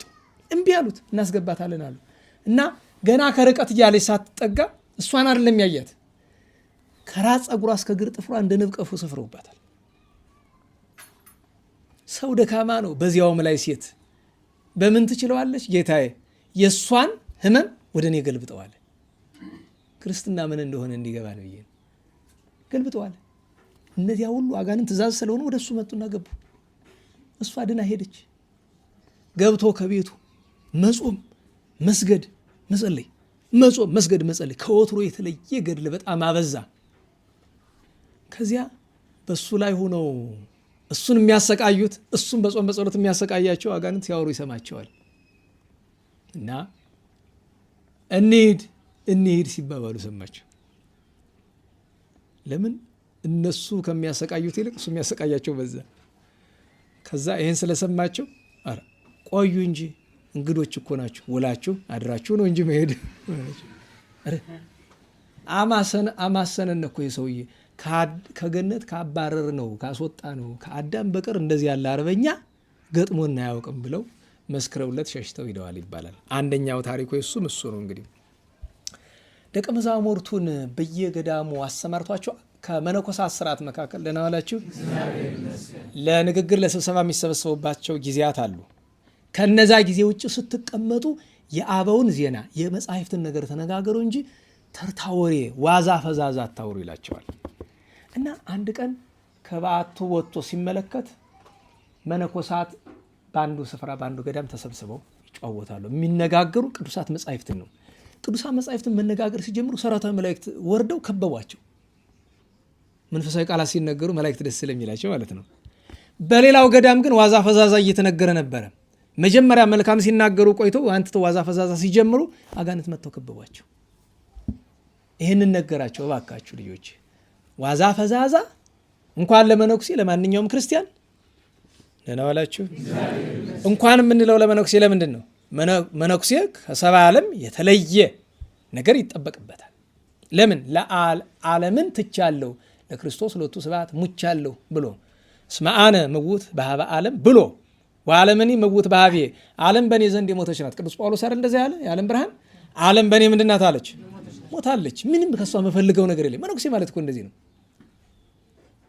እኔ ደግሞ በዓለም ዘንድ የሞትኩ ነኝ። እሷም ከኔ የምትፈልገው ነገር ላት ብትፈልግ የምታገኘው ነገር ለዓለም ሰጣት ነገር የለኝም ነው። እንደዚያ እያለ አንድ ቀን አንድ ነገር ለመነ። እኔ የዚህ ቅዱስ ጳኩሚስ የለመነው በጣም ያስገርመኛል። ጌታዬ ሆይ አለ ለነፍሴ ለድህነቴ እተጋ ዘንድ ሲኦልን አሳየኝ። ዛሬ ምኞቴ ነው ለሁላችንም እንዲሁ ለአንድ ደቂቃ ብትሆን ማዕረግ ቅድስና ይጠይቃል እንጂ ክርስትናን መቀለጃ ላደረግ ነው። በተለይ ደግሞ በቤተ መቅደስ ላለን ለከተማ መነኩሴ፣ ለከተማ ዲያቆን፣ ቄስ፣ ጳጳስ፣ ሰባኪ፣ ዘማሪ ምናምን ለምንባል ለሁላችን ከኔ ጀምሮ ከኔ ከተርታው ጀምሮ አንድ እንደ ለአንድ ደቂቃ ማሳየት ብቻ አይደለም። ሕፃን ልጅ ሲያስቸግር እናት ወስዳ ጣቱን ከሳቱ ላይ ርምጥ ታደርገዋለች አይደለም? ቅመሳት ነው አይደለም? ልክ እንደዛ ትንሽ ከግራችን ስድድ አድርጎ ትንሽ እምሽክ እስማ አቤት አቤት። ጌታችን ግን ስለ ክብር ሲኦልን ብቻ አይደለም ማሳየ፣ ገነትንም አሳዩታል። በገነት ያሉ ጻድቃንን ጎበኘ። የሞተ መስሏቸው ነበር። በተመስጦ ሄዶ ደቀ መዛሙርቱ ደንግጠው ነበር። ሲኦልንም አየ። ለነፍሴ ለሰውነቴ እንዳለቅስላት ብሎ ነው። ያንን ካየ በኋላ ሁልጊዜ እንግዲህ በእነዚያ ሁሉ ወደ እነዚያ ሁሉ ገዳማት ሲሄድ አባታችን ቅዱስ ጳኩሚስ በመንገድ ይወጣና ያየዋል መንገዱን። መልካም መንገድ ካለ ማለት ነው። አልፈልገውም ይላል። ምንድን ነው የሚፈልግ? እሾህና እንቅፋት ነው የሚፈልግ። በተለይ ረቡዕና ዓርብ ከሆነ እሾህ ባለበት ቦታ እግሩ እየደማ ይሄዳል። እሾሁ ሲወጋው የጌታችን አክሊለ ሦክ ችንካር ለማስታወስ ነው። ደስ ይለዋል። ታዲያ እንቅፋት ሲመታው ደስ ይለዋል። ጫማ መነኮሳት ጥንቱን መቼም ህልም ነው። ዛሬ ነው ያደረገው። ካተርፒለር የሚባል ጫማ አለው። እንዲህ በዚህ ዘመን ሰው አይሸጥም እንጂ ሰው ቢሸጥ ቀድሞ ሰዎች ሲሸጡ በነበረበት ዋጋ ያክል የሚሆን ማለት ነው። እንዴት ዋላችሁ? እንዴት ዋላችሁ? እንኳን አንድ መነኩሴ አንድ ክርስቲያን ውድ የሆነ ነገር ገዝቶ ሲለብስ በደል እንደሆነ አታውቁ? ድሃ ባለበት ሀገር፣ ሰው በሚራበበት ሀገር ቅድም አንዲት እናት መጡ። ምን ሆነው ነው? ቸግሮኛል እና ምንድን የፈለገው? ባለፈው የትንሣኤ ጊዜ ተመዝገቡ ተብሎ የዛን ሰሞን ችግር ገጠመኝና ሳልመጣ ቀረሁኝ። ያ የስጋው ማለት ነው። አይ ታዲያ ያለፈ አይደለም እንግዲህ ወይ ለመስከረም ወይ ለልደት ነው። እንዴት ልሆን እስከዚያ ድረስ መስራት ይችላሉ። ባለቤቶት ምንድን ነው የሚሰራ? ቀን ሰራተኛ ነው፣ ሲያገኝም ሲያጣም ነው። እኔ ይህን አይደለም ነገራቸው የፈለጉት። እንደዚህ አይነት ሺህ አይደለም በሚሊዮን የሚቆጠር ሰው አለ። እና ኋላ ምን ማድረግ ይችላሉ? እንጀራ መጋገር ይችላሉ። እሺ እንግዲያ ጉባኤው የተወሰነ ጤፍ ይግዛለዎትና ያንን ጋግረው እየሸጡ ይጠቀሙ። ከእርዳታ እንዲሰሩ ማድረጉ ነው የሚሻለው። እርዳታን በቋሚነት ለመስጠት ስለማንችል ማለት ነው። ስታያቸው ስታተስ ያላቸው ሰው እንደሆነ ይታወቃሉ አይደል? ይሄ ምድራዊ ነገር ነው ማወራችሁ። ስታተስ መላችሁ ሰማያዊ ነገር አይደለም አይደል? የሚያረጉ ስለጠፋቸው አፈሩ ላይ ተንበረከኩ፣ ወደቁ። ለምስጋና ማለት ነው። ችግር አይኖ ይጥፋ ይላሉ አባቶቻችን አይደል? አስበዋል። እንደነዚህ አይነት እናቶች ቤተሰቦቻቸው ሁሉ እንደዚህ ሆኖ ተቸገሩ። አንተ ውድ ልብስ ብራንድ ትላለህ። በነገራችሁ ላይ ብራንድ ማለት የልብሱን ጥራት አይደለም የሚነግርህ፣ ከልብሱ ላይ የተለጠፈውን ጣዖት ነው የሚነግርህ። ለምሳሌ አንድ ባስኬት ቦለር ሊሆን ይችላል፣ ወይ ደግሞ እግር ኳስ ተጫዋች ሊሆን ይችላል አይደለም? የሆነች አንዲት ዱርዬ ዘፋኝ ልትሆን ትችላለች አይደለም? የእሷ ስም ስለተለጠፈበት ያ ነገር ምን ይባላል? ብራንድ። ብራንድ ማለት እኮ እዛ ያለው ስምና ስዕል ነው። ብራንድ ማለት ጫማው አይደለም። ብራንድ ሲባል መገለጫውን ማየት ነው። እናስበው። ምን አለ ኖርማል ነገር ብንለብስ? ቦንዳ ይባላል። ቦንዳ ምንድን ነው? ቦንዳ ታውቃላችሁ? ቦንዳ ማሰሪያው ነው ልብሱ ነው ቦንዳ የሚባል? እስቲ እናንተ ነጋዴዎች ልብሱ ነው ማሰሪያው ነው ቦንዳ? ማሰሪያው ነው። እስቲ ከቦንዳ ትገዛላችሁ? የሚገርመው ነገር የምትገዙትም እናውቃችኋል፣ ተደብቃችሁ አይደል? እንትን ተራ የሚባል ደግሞ አለ። እንዳልጠራው ያው ጥሩ አይደለም ብዬ ክንዴ ቡቲክ ይባላል። ለስታተስ እኮ ነው ለራሱ ክንዴ ቡቲክ በእጁ አንጠልጥሎ ስለሚሸጠው ክንዴ ቡቲክ አለ። በእርግጥ እውነት ለመናገር ሰው የለበሰውን ነገር እንዲሁ ዝም ብለን እንለብሳለን። ግን አነሰም በዛም ረከስ ወዳለው ብናደላ ምን ችግር አለበት? እዛ ሰው ሀገር ላይ ተመለከታለ። በቋንቋው እንግሊዝኛ አይመስለኝም ይሄ እና ዶላራማ የሚል ጽሑፍ አየሁኝ። ዶላር የሚለው ይገባኛል። ከዛ በኋላ የተቀጠለው ግን ምንድነው አልኳት። አብራኛለች እዛ ሰው ሀገር በዛ ሰው ሀገር ምላችሁ ገብቷቸው ለዛ ሩቁ ሀገር የሀብታሞቹ ሀገር የስጋ ሀብት ያላቸው እና ይሄ የድሆች ሱቅ ነው ማለት ድሆች ሲባል በቃ ለራሱ ስታተስ ካልተጨነቀ $1 እንኳ እቃ የምትገዛበት ነው። ሌላ ቦታ ሄደ $1500 ምናምን የምትባለው ነገር $500 የምትባለው እዚህ $1 ሁሉ ልታገኝበት የምትችለው ነው ዝቅተኛ ዋጋ ያለው። ከዛ ከነሱ ቀጥሎ ደግሞ ይሄ ኮስኮ ወልማርትና የሚባሉ ወይና እንደነሱ አሉ። እነሱ ነገራቸው ላይ መካከለኛ ነው። ዋኖቹ ግን ብራንድ ቢሸጡት ደግሞ ሌሎች ናቸው። አስቡት አንድ ወይን ለመጠጣት $50,000 ይከፈላል። $1,000 ምንዛሬ ስንት ነው? 100 ምናምን ሺህ 50 ሺህ ውስጥ ወደ 1 ሚሊዮን የሚጠጋ ማለት ነው። እዛ ይኸውልህን እኛ መቼ ነው ታዲያ በዚህ ያክል ወይን ጠጣ ነው አትበለኝ። አንተ ራሱ ውድ ነገር ታረጋለህ፣ አንቺ ታረጋለሽ፣ እኔ ያረጋለሁ። በነገራችሁ ላይ ማን እናረጋለን አይደል? የለንም አለ። አንዳንዶቻችሁ እኔ ማን እናረጋለን ለምን ይመስላል? ስለሌለ ሲኖርማ እኛ እንከፋለን። ይገርማችኋል፣ እኛ እንከፋለን ሲኖርማ። ማጣት እኮ አንዳንድ ጊዜ ደግሶ ያደርጋል፣ ህግ ያስጠብቃል፣ ስርዓት ዳም ሆነች ነው። ተመስገን መድኃኔዓለም የዕለት ጉርስ የዓመት ልብስ ሳትነሳ እንደዚህ ኪሳችን ባዶ ስላደረከው እናመሰግናለን። ተመስገን ነው። እውነቴን እኮ እንደዛ እኮ ነው ይገባል። እንዴት ዋላችሁ? እና በእውነቱ ይሄ ቅዱስ ሰው እንደዚህ ያደርግ ነበረ። እሾ ይረግጣል፣ እንቅፋት ይመታዋል። የሚገርመው ነገር አባ ቴዎድሮስ ደቀ መዝሙር አይደለ ረዳ ጳኩሚስ አሁን ግንቦት 2 ያከበር ነው። መነኮሳት ተሰበሰቡን አንተ እንዲሁ ይሄ ቅዱስ አባታችን እንዲሁ ስናውቆችን ልብስ ነው ያቺ የመነኮሳት ልብሱን አይቀይረውም፣ ቅያሬ የለውም። መነኮሳት ሁለተኛ ልብስ ይሰጧቸዋል። በስርዓተ መነኮሳት አለ ማለት አንዱን ሲያጥቡ የሚለብሱት አንድ ይሰጣቸው፣ ሁለት ነው፣ ከሁለት በላይ አይፈቀድም ለመነኩሴ ልብስ እና እንደዛ ይሰጧቸዋል። ለሱ ግን ቅያርም የለውም እና ቢያረጉት ቢሰሩትም ቢያሉ ኋላ አንድ ቀን አባ ቴዎድሮስ መጨከኔ ነው አለና ሄዶ ያችኛይቱን ልብስ ይህችን የሚለብሳትን ማለት ነው ደበቀበት። ከዛ ወጣና በላይ የሚደርባት ነው እና ብርድ ወራት ነበር፣ ክረምት ነበርና ልጄ ልብሴን ስጠኝ አለው። አዲሱን አመጥቶ ሰጠው። እሱ እንደማለብሰው ታውቃለህ። ለምን አለው? ከመነኮሳት አንዱ ይሄን የኮራቁቱን ይሆናል፣ ፈልግ ሂድ ብሏል። ምግብ ሲያቀርቡለት ከመነኮሳት አንዱ ይሄን የርቦት ይሆናል፣ ውሰዱ የሚል። ከዛ ምን አለው? አባቴ ጳኩሚስ ከፈለክ ልበስ፣ አሮጌውን አላመጣውም አለው።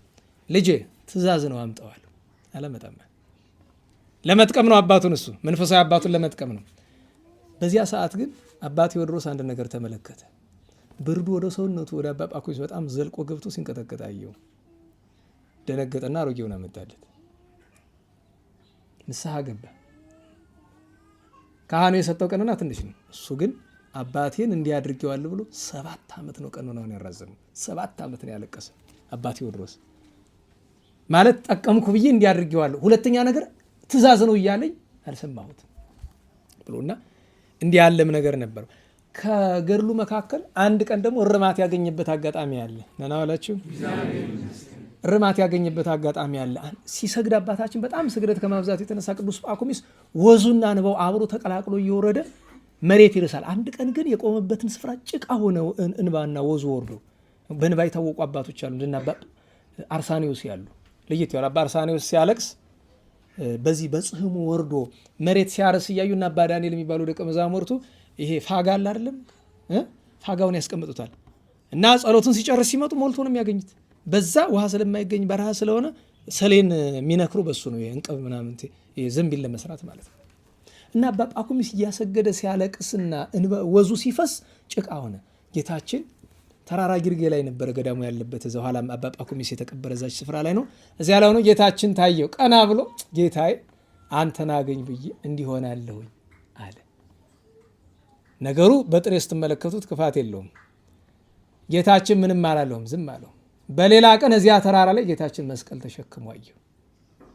ጌታችን ራሱ መስቀል ተሸክሞ ለቅዱስ ጳኩሚስ ታየው። ሄዶ ጌታ የምነው አለ። እኔም እንጃ አንተ አድን ብዬ እንዲህ መስቀል ተሸከምኩ አለ።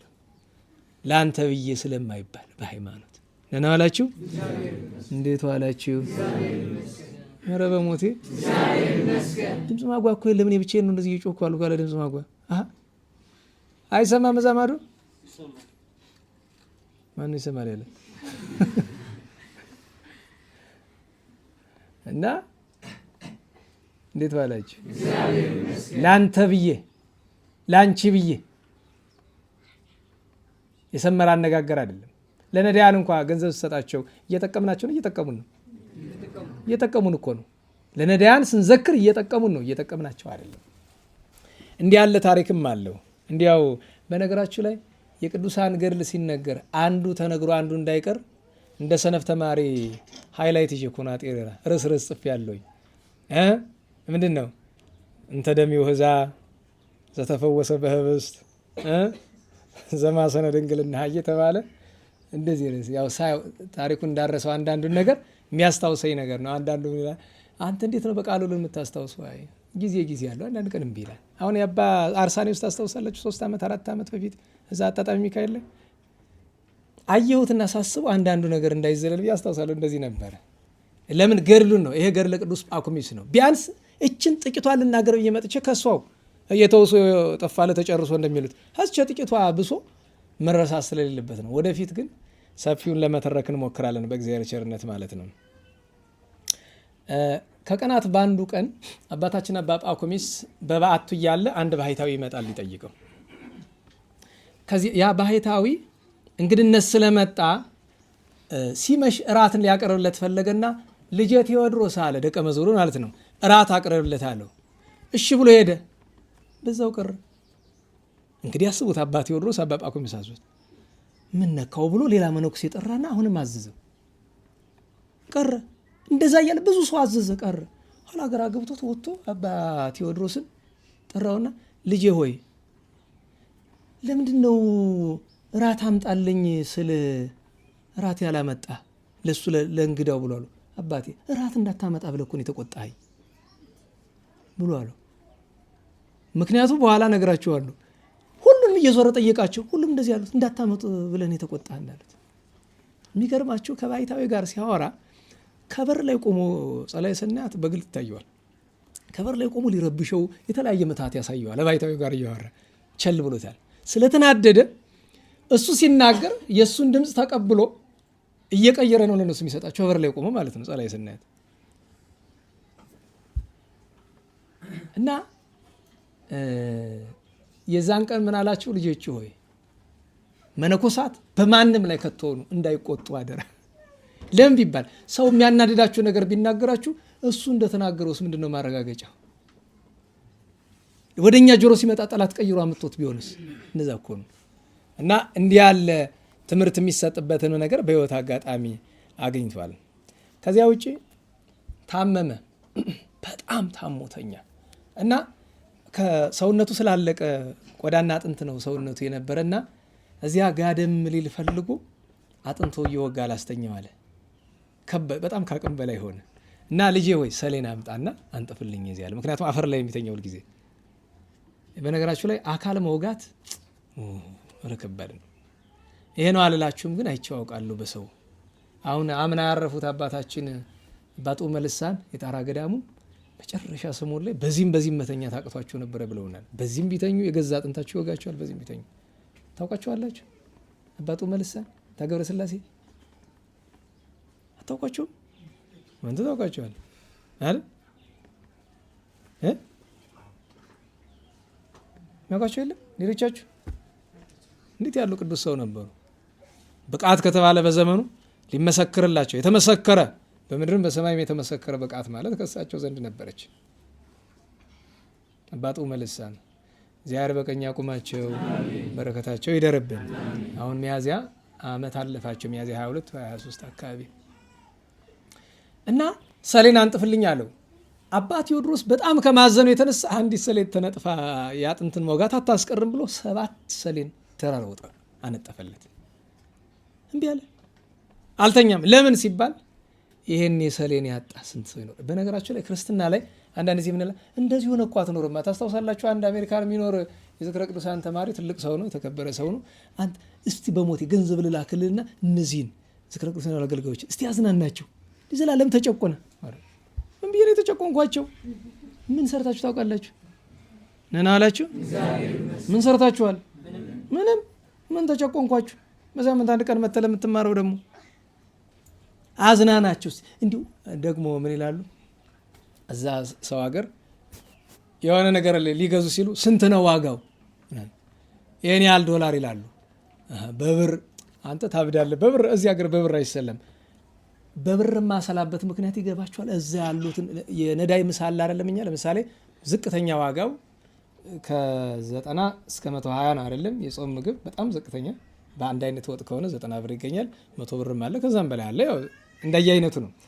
በዛ አስሉት። አንዳንድ ጊዜ እኛ ለመዝናናት ለን የምናደርገውን ነገር እና ብቻ ዝርዝሩን እንቶ አንድ ክርስቲያን ትርፍ ነገር ሲያምረው ቶሎ ማሰብ ያለበት ማንን ነው? ከመደበኛ የጎደለበትን። አንተ ሁለተኛ ቤት ሲያምርህ ቤት የሌለውን፣ አንተ ምግብ መቀየር ሲያምርህ ምግብ የሌለውን ሰው ማሰብ ነው። እምቢ ብሎ ከተቀረ አልተኛ በዚያ አንሳልኛል በሙሉ አስነሳ። ከዛ ምግብ አምጥቶ ጨመር አድርጎ ሲሰጠው የለም የራበው ሰው ይኖራል፣ ውሰድና ስጥ። ለእኔ የወትሮ በግር ለመበላትን ያክል ስጠኝ ነው የሚለውና እሱም ራሱ አስገራሚ ነገር ነው። ለሁሉም እኔ የአንድ ፈላስፋ ንግግር ልንገራችሁ። አንድ ፈላስፋ አባ ጳኩሚስ ሊጠይቅ መጣ። ነናወላችሁ ለመፈተን ነው ፈላስፋዊ መጣ እና ከአባ ጳኩሚስ ሳይደርስ ማንን ያገኘዋል? አባ ቴዎድሮስን። አባ ቴዎድሮስ ልጅ ነው፣ በጣም ልጅ ነው። በገድል ግን ከቅዱሳን በላይ ነው በዛ ወራት። እና ምን ፈልገ ነው አለው። ጥያቄ ልጠይቅ ፈልገ ነው። እኔን ጠይቀኝ አለው። እሺ ቀላል የሚመስል ጥያቄ ልጠይቅህ አለው።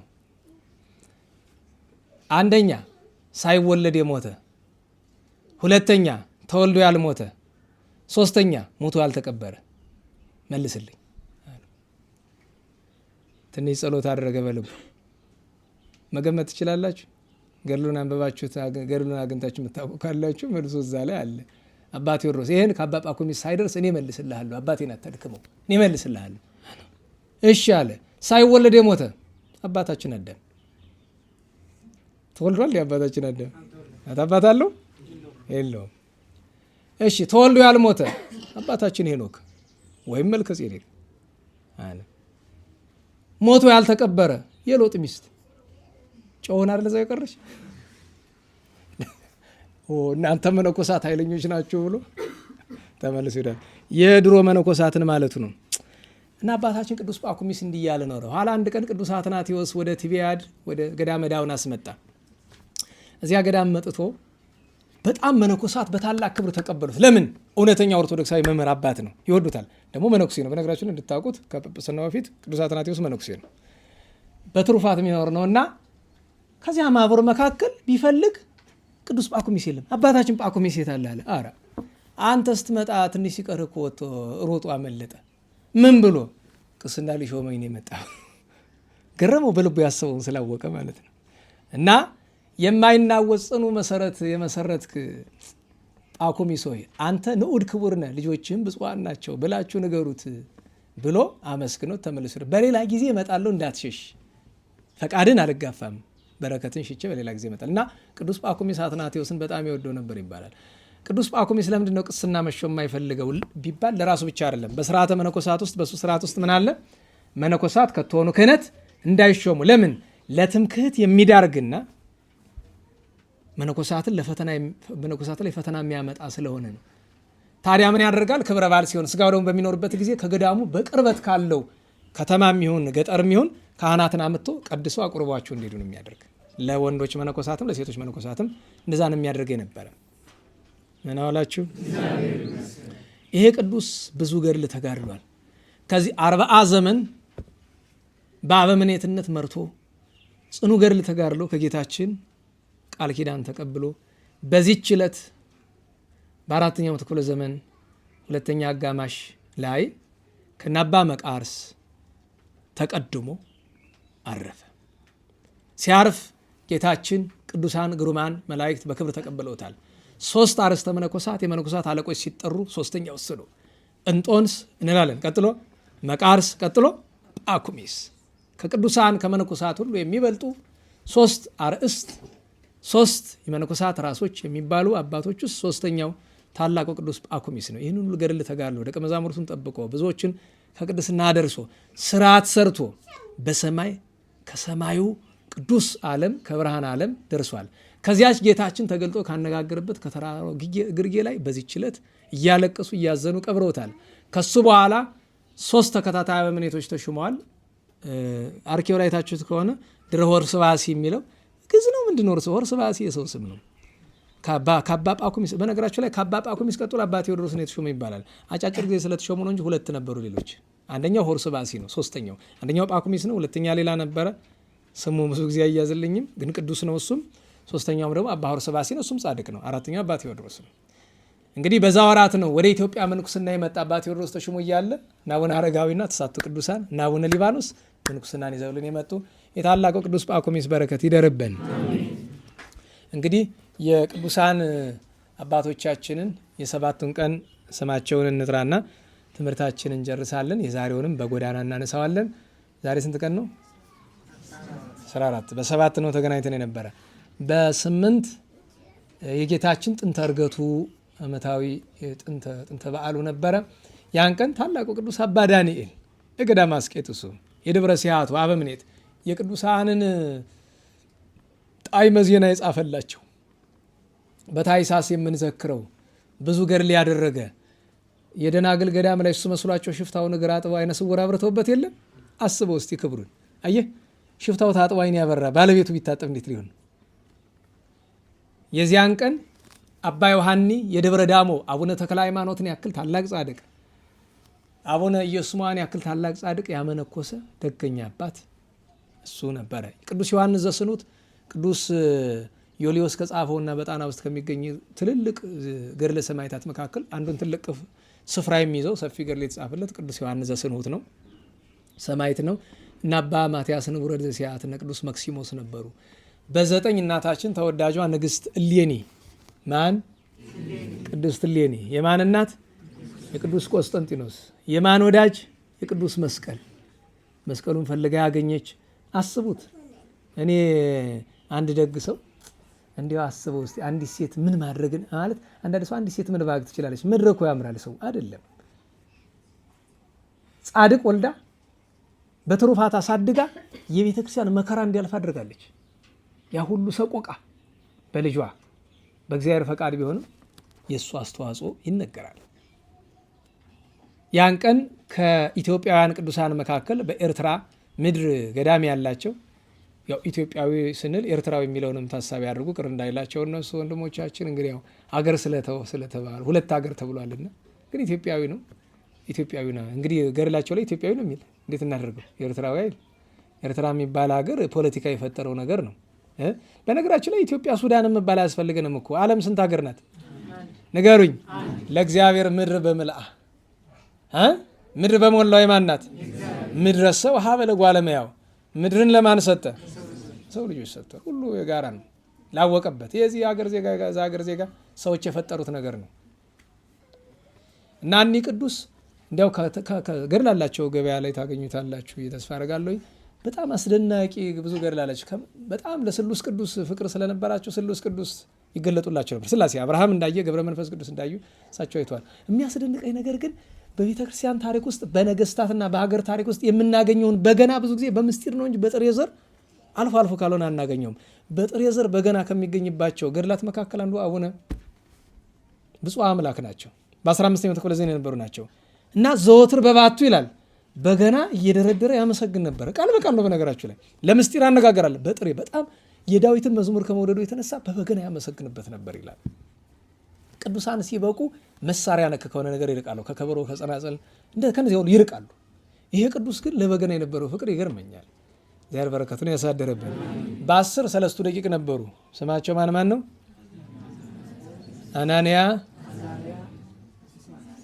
አናንያ አይደለም። አናንያ ቀጥሎ ሚሳኤል፣ አዛርያ። እና በሁሉም ያስኬዳል እኮ። ግን ለምሳሌ ሲድራቅ ሚሳቅ አብደናጎ እንላለን። ታዲያ ሰው ይዝና ሲድራቅ አናንያ ሚሳቅ አዛሪያ ይላል። ገልብጠው ሚሳኤል እና አብደናጎ አዛሪያ ይሆናል ማለት ነው። እንደዛ ስሙ በጥንት ሲጠራ እንደዛ ነበር። ኋላ ግን በዜማ ምክንያት አናንያ አዛሪያ ሚሳኤል ግን እንዴትም ሆኖ ቢጠራ ችግር የለውም። እንደዛ የሚባልበት ምክንያት የእድሜ ቅደም ተከተላቸውን መጠበቅ ነው በነገራችሁ ላይ እንጂ የትኛው ቢቀድም የትኛው ቢከተል ችግር ወት አይደለም። የእነዚህ ቅዱሳን ታሪክ ብዙ ጊዜ ተርከነዋል አይደለም? ነናወላችሁ ተርከናል አይደለም? ታውቁታላችሁ። ግን ታውቁታላችሁ ተብሎ የማይተው ነበር፣ ሰዓት ስለመሸ ነው። ቢያንስ አንድ ነገር ነው ሁልጊዜ ማሰብ ያለብን። ሁልጊዜ ከአሕዛብ ላለመደመር ጥሬ እንብላ ማለታችሁ እንዳትረሱት። ለምን? ከባዕድ አምልኮ ራሳቸውን ላለማርከስ። ሁለተኛ ነገር እንዳትረሱት፣ ወደ እሳት ሊጣሉ ሲሉ ለጣዖት ስገዱ ሲባል ኧረ እንመሳሰል ችግር የለውም አይደለም።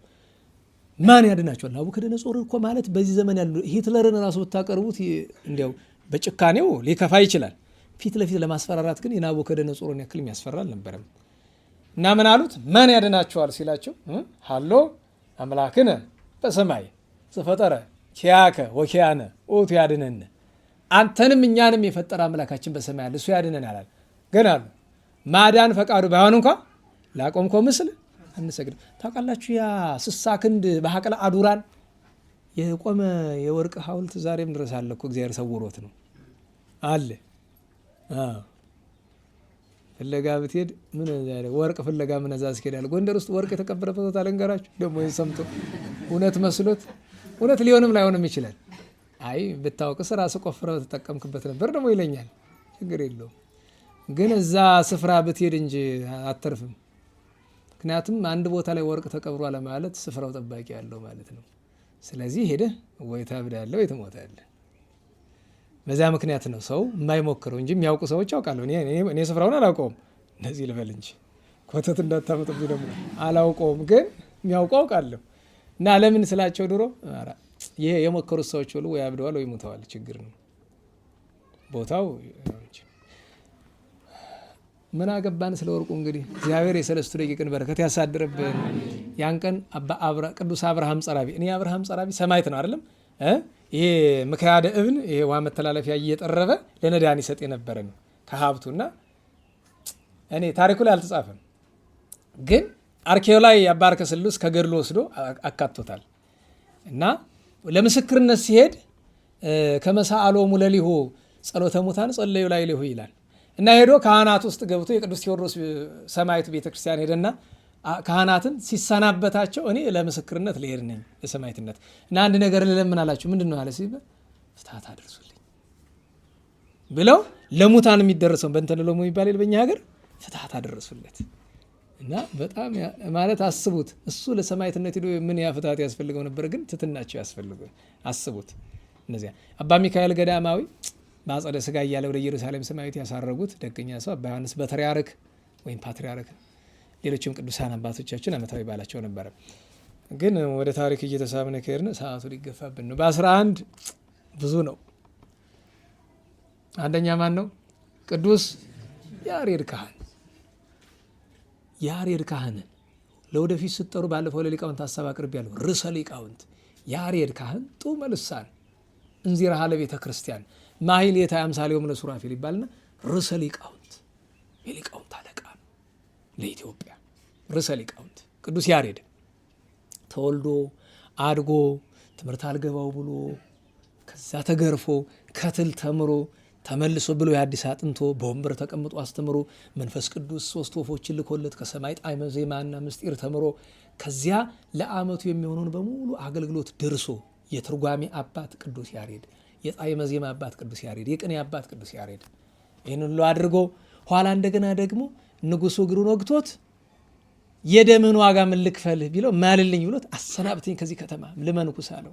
እያዘነ አሰናበተው። ከዚያ ሲሰናበት ወርዶ ታሪኩ ብዙ ነው በጣም አክሱም ላይ ሄዶ እስቲ እመቤቴ ልሰናበታት አክሱም ጽዮንን ብሎ ገብቶ ውዳሴ ወገናይ ለማዶናይ ቅድስት ወብጽ ሲል ከመሬት ክንድ ከፍ ብሎ አንቀጸ ብርሃንን አመሰገናት። ከዚያ ወርዶ ምዕራፍን ወይ ቃል ይባላል በዚህ በጠለምት ማለት ነው። ወይ ቃል ታውቃላችሁ አይደል? ነገስታቱ ንጉሱ፣ ንግስቲቱ፣ ጳጳሱ ሊሸኙት መጥተው ሲሰናበታቸው ሰላም ለኩልክሙ ብሎ ሲያዚም ውሃ የምትቀዳ ሴት ናት አለ። ወይ ቃል ብላ ድንቃ ወይ ቃል ይባላል። እስካሁን ወይ ቃል ኪዳነ ምሕረት ይባላል። እዚያ ምዕራፍ የደረሰበት ስፍራ ነው። ያው አንቀጸ ፍራን ከዚያ ስለሚካተት ማለት ነው። እና ይሄ ቅዱስ እንደዚያ አድርጎ ኋላ ወደ ሰሜን መጥቶ ሲያስተምር ሲያገለግል ኑሮ በሐዋርያነቱም ተመስግኖ ተሰውሯል። እግዚአብሔር በረከቱን ያሳድርብን። በገዳም ሲኖር ጵጵስና ሽሞ ታመመ። ጌታ ያድነኝ ያለ መልአከ እግዚአብሔር መጥቶ የለም መድኃኒት ወሰዳሉ። ጌታዬ በገዳም እያለሁ እኮ አንተን የምታድነኛል፣ አሁንማ ከተማ ገብተሃል የለም ሰው አለ። እና ሁለት ነገር ያጠይቃል። አንደኛ ሰው ወደ ምቾት ሲመጣ ጸጋ እንደሚነሳው ሰው ግን እኮ በፍኖቴዎስ ምቾት አልነበረውም። ሁለተኛ ነገር ደግሞ ሐኪም ለሚያድነው እግዚአብሔርን አታስቸግር የሚል አልነገርኳችሁም? ታች አምና የሆነ ሰው ታመመ። ሐኪም ያዘዘው ነገር አለ አልወስድም አለ። መጡ እና እሱ አባቶች መፍትሄ እንዲሰጡት ነው የፈለገ። ሞኛ አይደል የኔ ቢጤ? ልክ እኔን አይታችሁ ማየት ነው። እንደዚህ አይነት ጅል ሰው ነው። እና አላምን አሉት። ሐኪም ለሚያድነው ነገር እግዚአብሔርን አታስቸግር ያለህን ስራ ብሎ ኋላ የሚገርማችሁ ነገር ሐኪም ያለህ እንደዚህ ያደል አሉት። ደግሞ ሳይነግራቸው እኮ ነው እንደዚህ የኔን አይነት ከኔና ውሰድ እንቁላል፣ ወተት፣ ስጋ ብላ አላለሁም? አዎ ብለውኛል። ብላ ጨጓራ አይችለውም። እሱን ለእግዚአብሔር ተውለት። ያችሁ እችን ሐኪም ይችላል። አመናምንት የምትሰጡት ከኔና አለ እሱ ችግር ነው። ሐኪሞች ማላቸው አይጠፉም ብዬ ነው። ደህና ዋላችሁ። ጨጓራ ከኔና ከበረ ኋላ ግን ችግር የለውም። ኋላ ሰው ከዳነ በኋላ ለመደልህና እንቁላል ስጋ ሲበላ በለው መጥፋት እንዴ ደህናውኛል ነበር። ተው እንጂ ሞኛ ለጊዜው ለዚህኛው ለህመምህ እኮ ነው የተፈቀደ እንጂ ዘላለም ዓለሙን እንቁላል ስጋ ሲበላ ሊኖር ማለት ነው። ደህና ዋላችሁ። ወዴትስ ይገኛል ሲጀምር ለሀብታም ካልሆነ። እና በእውነቱ ይህ እንዲህ ያለውን ትምህርትም ለመስጠትም ያክል ይሆናል ታሪካቸው ለማለት ነው። በረከታቸው ይደርብን። ከኢትዮጵያ ተነስተው ኢየሩሳሌም ለመሳለም ሄዱ። ባሌ በሚባል የኢትዮጵያ ክፍል በስብከተ ወንጌል የሚታወቁት ጻድቁ አባ አሲር ኢየሩሳሌም ሲገቡ አሕዛብ እስላሞች ተቀበሏቸው። መቼ? በ16ኛው መቶ ክፍለ ዘመን አሰቃዩቸው። አንገታቸውን ቆርጦ ጌታችን ከተሰቀለበት ስፍራ ከመግቢያው በር ላይ ስጋቸውን አንጠለጠሉት ፀሐይ ላይ። አባ አሲር ሰማዕቱ፣ ኢትዮጵያዊ ሰማዕት ኢየሩሳሌም ላይ ነው የተሰዉት። ከዚያ አቡነ ሐራ ድንግል ታምራት ያደረጉበት ቀን ነው። የዚያን ቀን ጸበል ያፈለቁበት ዓመታዊ በዓላቸው ነው። ከቅዱሳት አንስት መካከል አንደኛ እናታችን ቅድስት አውክልያ ናት። ቅድስት አውክልያ የቅዱስ ዮስጦስ ሚስት ናት። ዓለምን ንቃ ንግስናን ንቃ ብዙ መከራ የተቀበለች እመቤታችን ታነጋግራት የነበረች መከራ ተቀበላ። እንዲያውም በአርኬ ድርሰት ላይ ያላረ ዘቴዎድሮስ ቅንዋት የሚለው ላይ ታች ላይ ዘታውክልያ ስደተ ወዘዮስጦስ ቅስፈተ ወዘወልዶ ሙአቦሊ ዛነዳ ወዘይቀተ ተዘኪረ ከክርስቶስ መሐረኒ ሊተ ርሁቀ መዓት ወብዙኃ ምሕረት ወጻድቅ አንተ። የታውክልያን ስደት፣ የዮስጦስን ግርፋት፣ የልጃቸውን የአቦሊን ቆዳውን መገፈፍ አስበህ ነው ነገሩ። የእሷ በዓል ነበር። እናታችን ቅድስት ኤፎሚያ። በቀደም አፎሚያ ምን ማለት ነው ለምትጠየቁኝ፣ አፎሚያ ኤፎሚያ እና አውፎሚያ ስሙ ተመሳሳይ ነው። ከቋንቋ ቋንቋ ሲዘዋወር ነው። ግን ስማቸው እንደዚያው እንዳለን የምንጠራው ኤፎሚያን ኤፎሚያ ብለን። አንቲጳጦስ በዲዮቅልጥያኖስ ዘመን የነበረ መኮንን ብዙ ያሰቃያት ብዙ ታምራት ያደረገች ናት። በኋላ ላውሬ ለእባብ አስበልቷት ነው ሰማዕትነት የተቀበለችው። ያን ቀን የመጨረሻ የምናነሳት እናታችን ቅድስት አናሲማ ነናዋላችሁ። አናሲማ ትባላለች። በጣም ምን በነገራችሁ ላይ በ6ኛው መቶ ክፍለ ዘመን አካባቢ ነው የነበረችና አቤት እዚህ በፊት እብደት የሚል ርዕስ ለእናንተ አይደለም ትምህርቱ የተሰጠ አዲስ አበባ ሂጅ እብደት የሚል ርዕስ አለ። እዛ መከረኛ ኢንተርኔት ላይ ሰምታችሁት ከሆነ እና ትምህርት አዳምጡት ልብ ካላችሁ። ማለት ማን እብድ ማን ጤነኛ እንደሆነ ለመለየት ከእብዶች ነው ከጤነኞች ወገን እንደሆነ ለመለየት ያግዛል። የሚገርማችሁ መንገደኛ ነበርኩኝ። ሌሊቱኑ ከተወሰነ ሰዓት ከ2 ከ3 ሰዓት በኋላ በረራ ነበረና በዛ ሰዓት ነውና እውነት ጠቃሚ ነው። እኔ ስለተናገርኩት ሳይሆን ጠቃሚ ነው። ስለ እብደት የተነገረው ነገር አዳምጡት። ምክንያቱም በቀደም ነግሬያቸዋለሁ። አንድ ሰው እንዲህ አለ፣ አንድ ፈላስፋ አይደል፣ ይህች ዓለም በምን የተሞላች ናት አለ? በእብድ። ጥቂት ልብሳቸውን ባወለቁ ብዙ ልብስ በለበሱ እብዶች የተሞላች ናት ብሏል። ምክንያቱም ስንታይ የምንሰራው ነገር በሙሉ የጤነኛ አይመስልም ብዬ ነው። ይመስላል። ቅድም ያነገርኳችሁ በስፖርቱ ሰው እንደዛ ሲሆን የጤና ነው ንገሩኝ። የሆነ ክለብ ተሸነፈ ብሎ የሚያለቅስ ወገኖቹ እየታረዱ ምንም የማይመስለው ሰው የጤና ነው? እብደት ማለት እኮ ነው። ጨርቅ ሳይጥሉ ማበድ ማለት ይሄ ነው። አንዳንዶችንማ ጨርቃቸውን አስወልቋቸዋል። አንዱ እንዲሁም እንደዚህ አውሉ ቆራቁቱን እንደዚህ ነበር። በቪዲዮ ደግሞ ራሱን እየቀረጸ ማለት ነው። አይጣልም። እና ቅድስት አናሲማ በቁስጥንጥንያ ሀገር አባቷ ንጉሥ ነበር። አባቷ ሲሞት ግድ ብለው አነገሷት። ንግሥቱና አስተዳደረቻቸው። ደስ አላቸው። ከዚያ ግን አንድ ቀን ተነሳች። ቅዱሳት መጻሕፍትን ትወዳለች። አነበበች። ከዚያ ወጣችና ሁሉ ሲተኙ ወደ ቤተ መንግስቱ በር ልብሷን ጥላ ወጣችና በሩን ከፈተችው። ቤተ መንግስቱን ዞር ብላ ወደ ምስራቅ ተንበርክካ ጌታዬ ሆይ የምድራዊ መንግስት በሩ እንደተከፈተ ትቻለሁ፣ የሰማይ በር አትዝጋብኝ ብላ ወጣች። በረሃ በገድል ስትኖር ሁልጊዜ ጸሎት ስትጀምር በዚህ አንበሳ በዚህ ነብር መጥቶ ይቆማል። በአራዊት ታጅባ ነው የምትጸልይ። በነገራችሁ ላይ በስጋዊ ስለምናስበው ሁለት ነገር ይታሰብናል። በስጋዊ ብናስበው አንደኛ ያስፈራል አይደል? አውሬ ከለመደ በኋላስ ደስ ይላል፣ ማንም እንዳይቀርብ ማለት ነው። የእሷ ግን የጸጋ ነው። ከዛ ወደ ገዳም ሄዳ ስትገባ ንግስትነቷ እንዳይታወቅባት እንደ እብድ ራሷን ለወጠች እና ስም አወጡላት። ሀቢላ ይመስለኛል በሀገራቸው ቃል። ይሄ በእንግሊዝኛ ደምፕ የሚሉት ነገር አለ። እንደዚህ እብድ ወይም አይምሮ ያጣ እንደዛ ነበር የሚሏት። እና እመምኔቲቱ ምን አለች? አውሬ እንዳይበላት ዕዳ እንዳይሆንብን እናስገባት ብሎ አስገብተው ምን አደረጓት? ጽዳተኛ ያደረጓት። እና ለብቻዋ ነው ታዲያ እብድ ናት ብለው የሚያኖሯት። ሌሊት ስትጸልይ ስትጋደል ታድራለች። ቀን ቀን እንደ እብድ ስትጫወት እነሱ ዞር ሲሉላት ግን ትጸልያለች። ታዲያ መደበኛ ስራዋ ምንድነው? ቤተ መጻሕፍት ውስጥ ሄዳ የቅዱሳንን ገድል ነው የምታነብ። ደስ ይላታል። ዘመኑ የአባ ዳንኤል ዘመን ነው። አባ ዳንኤል በገዳም አስቄጥሳል። እንደዚህ ሲሆን እሷ በገዳመ አባ ሆሬውን ያለችው እና ከቤተ መጻሕፍቱ እያነበበች ሲመጡባት ማለት ነው ተወርውራለች መጽሐፍ። ምን እንዲሏት? እብድ እንዲሏት። ከዛ ከለከሏት ቤተ መጻሕፍት እንዳትገባ። እና ሴቶች ሲወጡ ሲገቡ ይሰድቧታል። እዚያ ያሉት መነኮሳያት ይሰድቧታል። የምታደርገውን ነገር እያዩ ማለት ነው። በጣም በቃ የጅል ነገር ስታደርግ እያዩ እና በዚያ ወራት አባ ዳንኤል ቁሞ ይጸልያል። ጌታዬ በዚህ ዘመን ግን በዓለም ካሉ ቅዱሳን ሁሉ የበለጠ ፈቃድን ያደረገ በአንተ ዘንድ የሚበልጥ ማን ነው ብሎ ጸለየ። ከሁሉም የምትበልጥ እብድ መስላ በዚያ በደናግል ገዳም የተቀመጠች ያለች ብሎ ነገረው። ደቀ መዝሙርን አስከትሎ መጣ። የሚገርመው ነገር እመምኔቲቱን እቺ ምንድን ናት አላት። እብድ ናት አለች። እብዶች እኛ ነን፣ እብድ አይደለች። አይ እብድ ናት፣ እኔ ያስረግጥላለሁ፣ እኔ እኮ ነኝ የማውቃት አለች። ነሽ ላሳይሽ አላት። ልክ ሲመሽ ደብቆ ይዟት ወጣ። እመምኔቲቱ እንደዚህ ስትጸልይ ከእጆቿ እስከ ሰማይ የብርሃን ምሰሶ ይተከላል። ትንሽ ቆይና ደግሞ ዞር ትላለች። ሰው ያየኝ ይሆን ብላ ደግሞ ጤነኛነቷ እንዳይታወቅባት እልም ይላል። እንደገና መልሳ አሁንም መልሶ የብርሃን ምሰሶ ይተከላል። አለቀሰች እመምኔቲቱ። መነኮሳያትን ሁሉ ጠራቻቸው፣ አዩዋት፣ ሁሉም ተላቀሱ፣ ይቅርታ ጠየቋት። ከዚያ ደብዳቤ ጽፋ ሄደች። ደብዳቤው ምን ይላል? እህቶቼ እናንተ ቅዱሳት ናችሁ፣ እኔ ኃጢአት ነኝ። ከእናንተ ስድብን እሸከማለሁ፣ መናቅን እሸከማለሁ፣ መገፋትን እሸከማለሁ፣ መከበርን ግን መሸከም አይቻለኝም ብላ ጠፋች። ከዛ በኋላ አባ ዳንኤል ሁልጊዜ ያገኛት ነበረ። የት ነው የሚያገኛት? ሁልጊዜ እስክንድርያ ከተማ ትገባለች። ከበረሃ ተነስታ ስውር ናት። ከዛ በኋላ በነገራችን ላይ ያረፈችበትን ቀን መታሰቢያ አባ ዳንኤል ጻፈው እንጂ ትሰወር ትረፍም ለማወቅ አስቸጋሪ ነው። ምክንያቱም እስክንድርያ የምትሄደው ምን ለማድረግ ነው? ስጋውን ደግሞ ለመቀበል። ስትሄድ ግን በአምሳለ ብእሲ ለብሳ ነው የምትሄደው። እና ከቅዱሳን ገድል ሁሉ ለየት ያ ነገር ላይ ያላት ናት። እግዚአብሔር በረከቷን ያሳድርብን።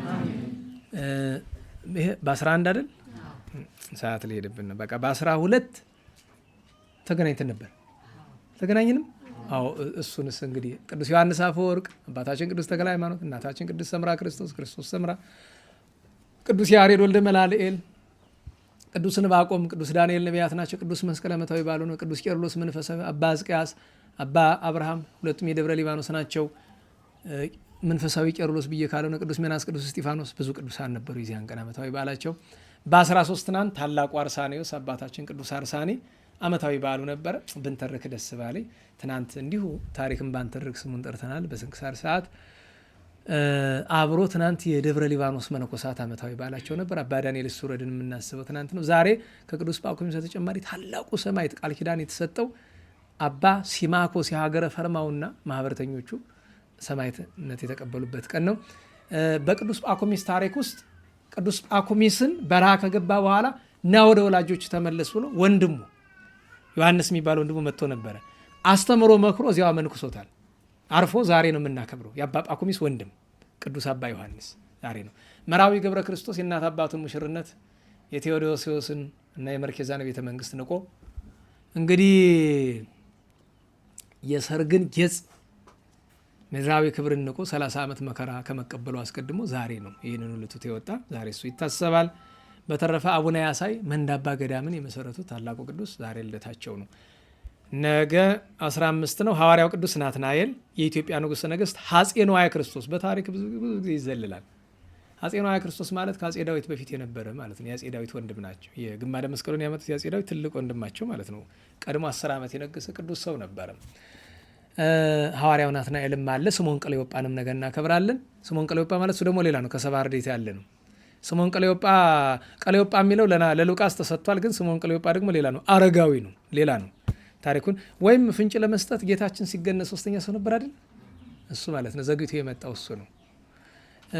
ከዛ በ16 ወልደ ነጎድጓድ ቅዱስ ዮሐንስ ዓመታዊ በዓሉ ነው። ቅዳሴ ቤቱ ኢያሱ ሲራክ ወልደ አልዓዛር ከነቢያት አንዱ ነው። ጠቢብ ሲራክ ዓመታዊ በዓሉ ነው። አቡነ ሐዋርያ ክርስቶስ የተከዜ ገዳም ማህበር መስራች ጻድቁ የተሰወሩት ዓመታዊ በዓላቸው ነው።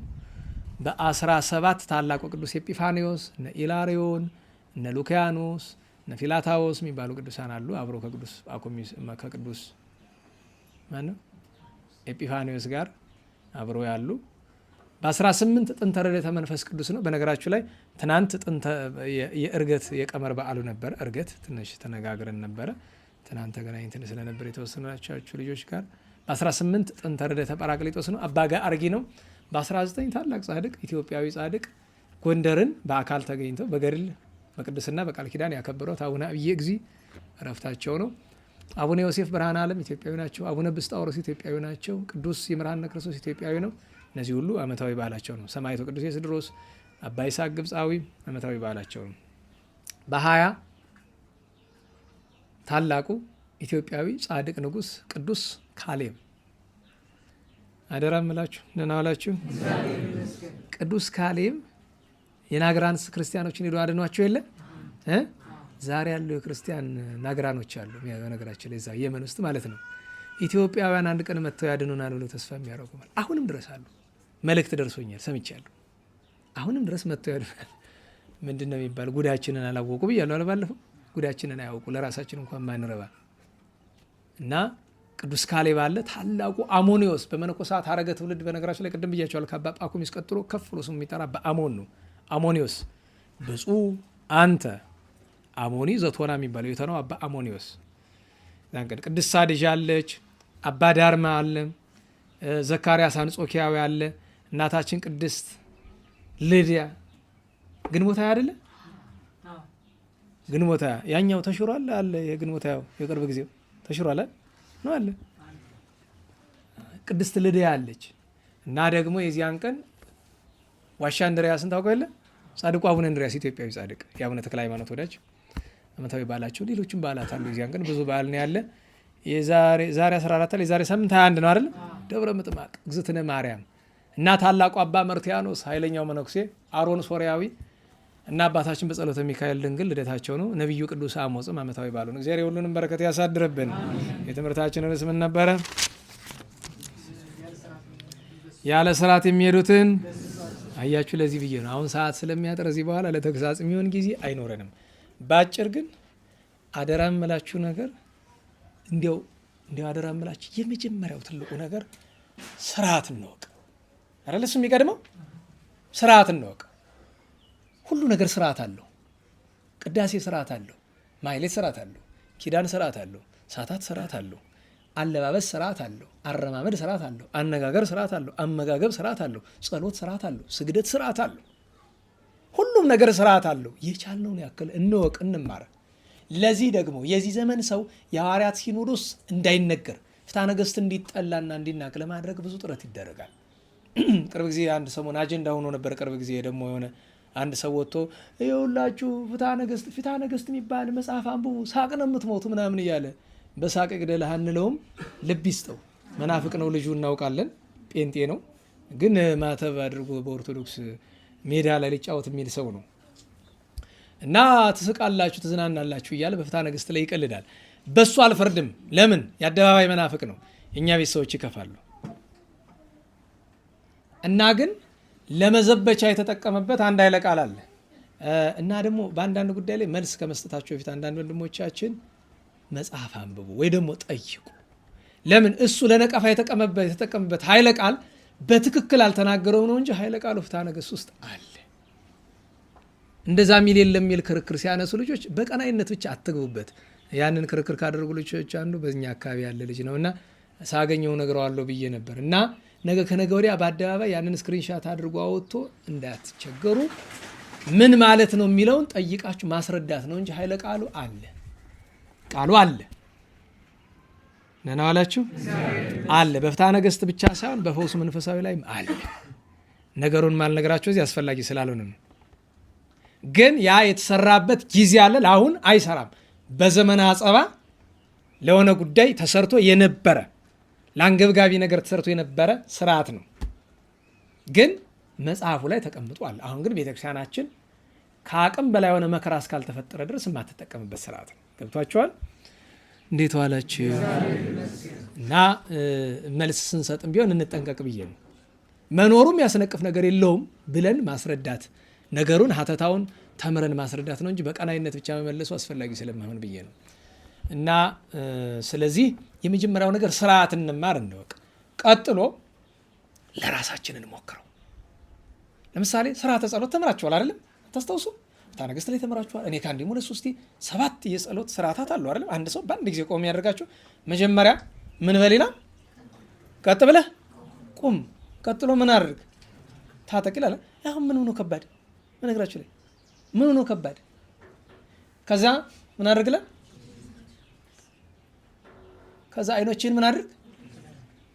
ምን ይሄ ያስቸግራል።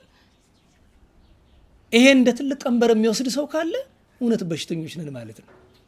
እንሞክረው። ቢያንስ የሚቻለውን ሞክረን በማይቻለን ልምምድ እያደረግን ፈጣሪያችን ምሕረት እየለመንን እንቀጥላለን። ለምሳሌ 7 የጸሎት ጊዜያት አሉ አይደለም? የመነኮሳት አይደለም እኮ ለሁላችንም የታዘዙ ናቸው። የስግደት የጸሎት ጊዜያት አሉ። 7ቱን በአንድ የዘላችሁ ገቡበት አለልም። እስኪ ግን 1 ብለህ ጀምረው። 2 አድርግ። በነግ ትጀምራለህ አይደለም? 2ኛ የምትጨምር የት ነው? ሰርክ። 3ኛ የት ነው? ነዋም እያሳደግከው ስትሄድ። 4ኛ የት ነው? መንፈቀ ሌሊት። እዚህ ቤት አልነገርኳቸው? እንደዚህ እያለ ያደገ ይሄዳል። ግን በአንድ ጊዜ አይደለም። አንዱን ለመጨመር በጣም ረጅም ልምምድ ያስፈልጋቸዋል። ለምን? የጠላት ፈተና እንዳያመጣ እና ለእኛ ለማመድ። ቀጥሎ በዙሪያችን ላሉ ሰዎች እንድንተች አይደለም። አሁን እነዚህ ስተች ይሄ እዚህ የምታዩት በካሜራ እየተቀረጸ ነው የምተቸው ነገር የሚጠቅመኝ ይመስላችኋል? ትችት በሽታ ነው። ደጋግሜ ነው የምነግራችሁ። ስርዓት ተጣሰ ብሎ መቆርቆር ጥሩ ነው። መተቸት ግን በሽታ ነው። ተናጋሪውን አይጠቅመውም። እኔ እንዲጠቅመኝ አይደለም የምናገረው፣ ዕዳ ስለሆነ ግድ ስለሆነ ነው። ደጋግሜ የምነግራችሁ ነገር አለ። ስትናገሩና ስተቹ እናንተ እንዳትሰሩት በር እየከፈታችሁ ነው። በህይወቴ ትምህርት ካገኙባቸው ቀኖች ሁሉ የማይረሳኝ አጣጣሚ ላይ ዛሬ ስንት ዓመት አካባቢ ጸበል ሳትጠጡ እህል አትቅመሱ ብዬ ተናገርኩኝ። በህይወቴ ለመጀመሪያ ጊዜ ጸበል ሳልጠጣ ይዛን ቀን ምግብ በላሁ። እንደዛ ብዬ አስተምሬ መጥቼ የመጀመሪያው ስራ እኔ ገርሞኛል። እንዴት ብላችሁ ብትሉ በቃ ራስን ለውድድር ክፍት ማድረግ ነው። አንድን ስራ ስትናገረው ሰውን ስተች ምን እያልክ ነው? በጀርባው እኔ ያደርገዋለሁ እያልክ አይደለም። ምንድን ነው ነገሩ? ትችት ከጀርባው ትዕቢት አለው። ትዕቢት ደግሞ ጠላት ይጠራል። ጠላት ደግሞ መጥቶ ይሰራውን ይሰራል። እንዲህ በቀላል ብዬ ነው አሁን እንደው ትልቅ ምግባር እንደዚህ ያለ ብሎ ለመናገር አይደለም፣ እንደው እንደ ምሳሌ ይሆናል ብዬ ነው። የገጠመኝ ነገር በጣም ስለሚገርመኝ ነው እንጂ ብዙ ነገሮች ይኖራሉ። ለመተቸት አይደለም። ግን ደግሞ አንድነት ወቁ። ቤተ ክርስቲያን ላይ ስራ ሲጣስ ዝም እንበል ማለት አይደለም፣ ግን ከጥንቃቄ ጋር ነው። ተዉ እረፉ ለማለት። ታዲያ እዚህ መጽሐፍ ላይ ምን አለ? ገስጽዎሙ ለዝሉፋን፣ ያለ ስርዓት የሚሄዱትን ምን ብላቸው? ገስጿቸው ብሎ አለ። ለምን ቢሉ መጀመሪያ ያለ ስርዓት የሚሄድ በቀደም አታስታውሱም? ለድሃ ፍረዱ የሚለው ላይ ድሃ ማን ነው አለ? እኛ ራሳችን አይደል? ያለ ስርዓት የሚሄዱትን ገስጿቸው ያለ ስተረጉ መጀመሪያ በደንብ አይሉ ሀተታ እንደዚህ ነው። ያለ ስርዓት የሚሄድ ህዋሳትን ገስጽ መጀመሪያ። የማይገባውን የሚያይ አይንህን፣ የማይገባውን የሚሰማ ጆሮህን፣ የማይገባውን የሚናገር አንደበትህን፣ የማይገባውን የሚነካ እጅህን፣ የማይገባውን የሚረግጥ እግርህን፣ የማይገባውን የሚያስብ ልብህን ገስጽ ማለቱ ነው። ቀጥሎ ግን ተግሳጽ የሚገባቸው አሉ አይደለም? አገልጋይ ክህነት ያለው ከአቅም በላይ ከሆነ ደግሞ ምዕመናንም ቢሆን ሰብሰብ ብሎ ህገወጡን ውጣልን ሊሉት ይችላሉ። እነዛም አለ እኮ እና የመጀመሪያው ነገር ግን ለራሳችን መኖር ነው። ቸሩ መድኃኔዓለም የቸርነቱን ስራ ይስራልን፣ ከቅዱሳን ሁሉ በረከት ያሳድርብን፣ ከቅዱስ ጳኩሚስ ጸጋውን ያልብሰን። እመቤታችን ጣዕመ ፍቅሯ የእርገቱ በረከት ለሁላችንም ይሆነን ይድረስልን። ለምስጋና እንነሳ።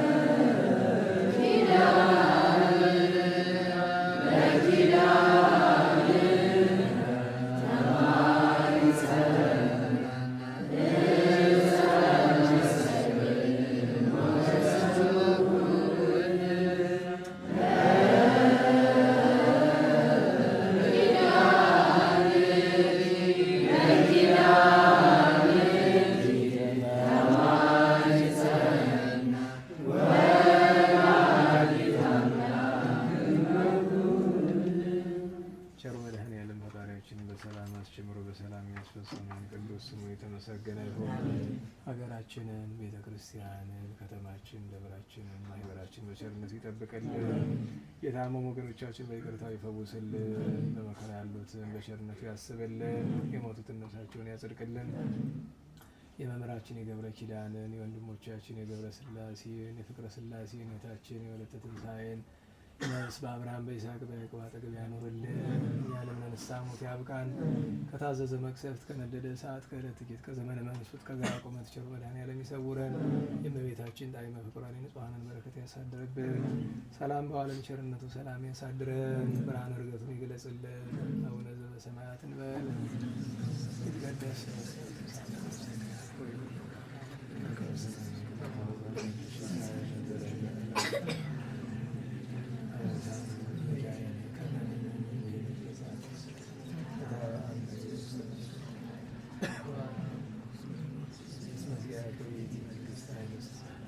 በሰላም ቅዱስ ገብርኤል መልአክ ሰላም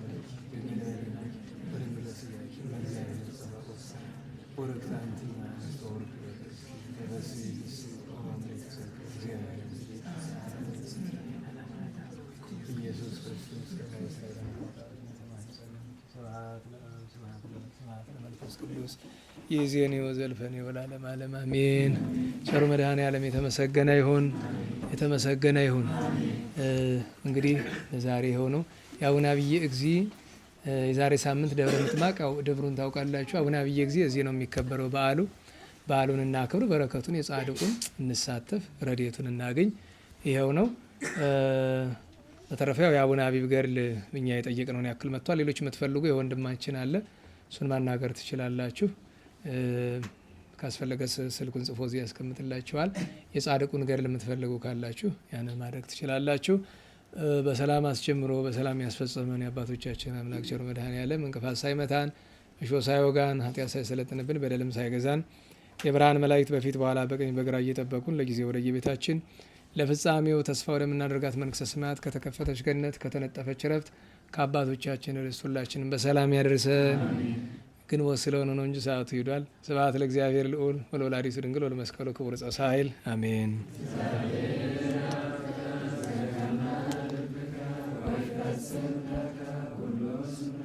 አሜን። እንግዲህ ያው የመሸባችሁ መሄድ ትችላላችሁ። ትናንት ዕርገት ስለነበረ አማን በአማን መንክር ስብሐተ ዕርገቱ እንዘምር እስቲ የጌታችን የዕርገቱን በረከት ለመሳተፍ ያው የምታውቁት ነው። ወረቡ ያው ተመሳሳይ ስለሆነ አማን በአማን ሲባል ለሁሉም በሉ አማን በአማን አማን በአማን መንክር አማን በአማን አማን በአማን መንክር ስብሐተ ዕርገቱ መንክር ስብሐተ ዕርገቱ መንክር ስብሐተ ዕርገቱ መንክር ስብሐተ ዕርገቱ አማን በአማን አማን በአማን መንክር አማን በአማን አማን በአማን መንክር ስብሐተ ዕርገቱ መንክር ስብሐተ ዕርገቱ መንክር ስብሐተ ዕርገቱ መንክር ስብሐተ ዕርገቱ አማን በአማን አማን በአማን መንክር አማን በአማን አማን በአማን መንክር ስብሐተ ዕርገቱ መንክር ስብሐተ ዕርገቱ መንክር ስብሐተ ዕርገቱ መንክር ስብሐተ ዕርገቱ። ሰላም ያሳድረን።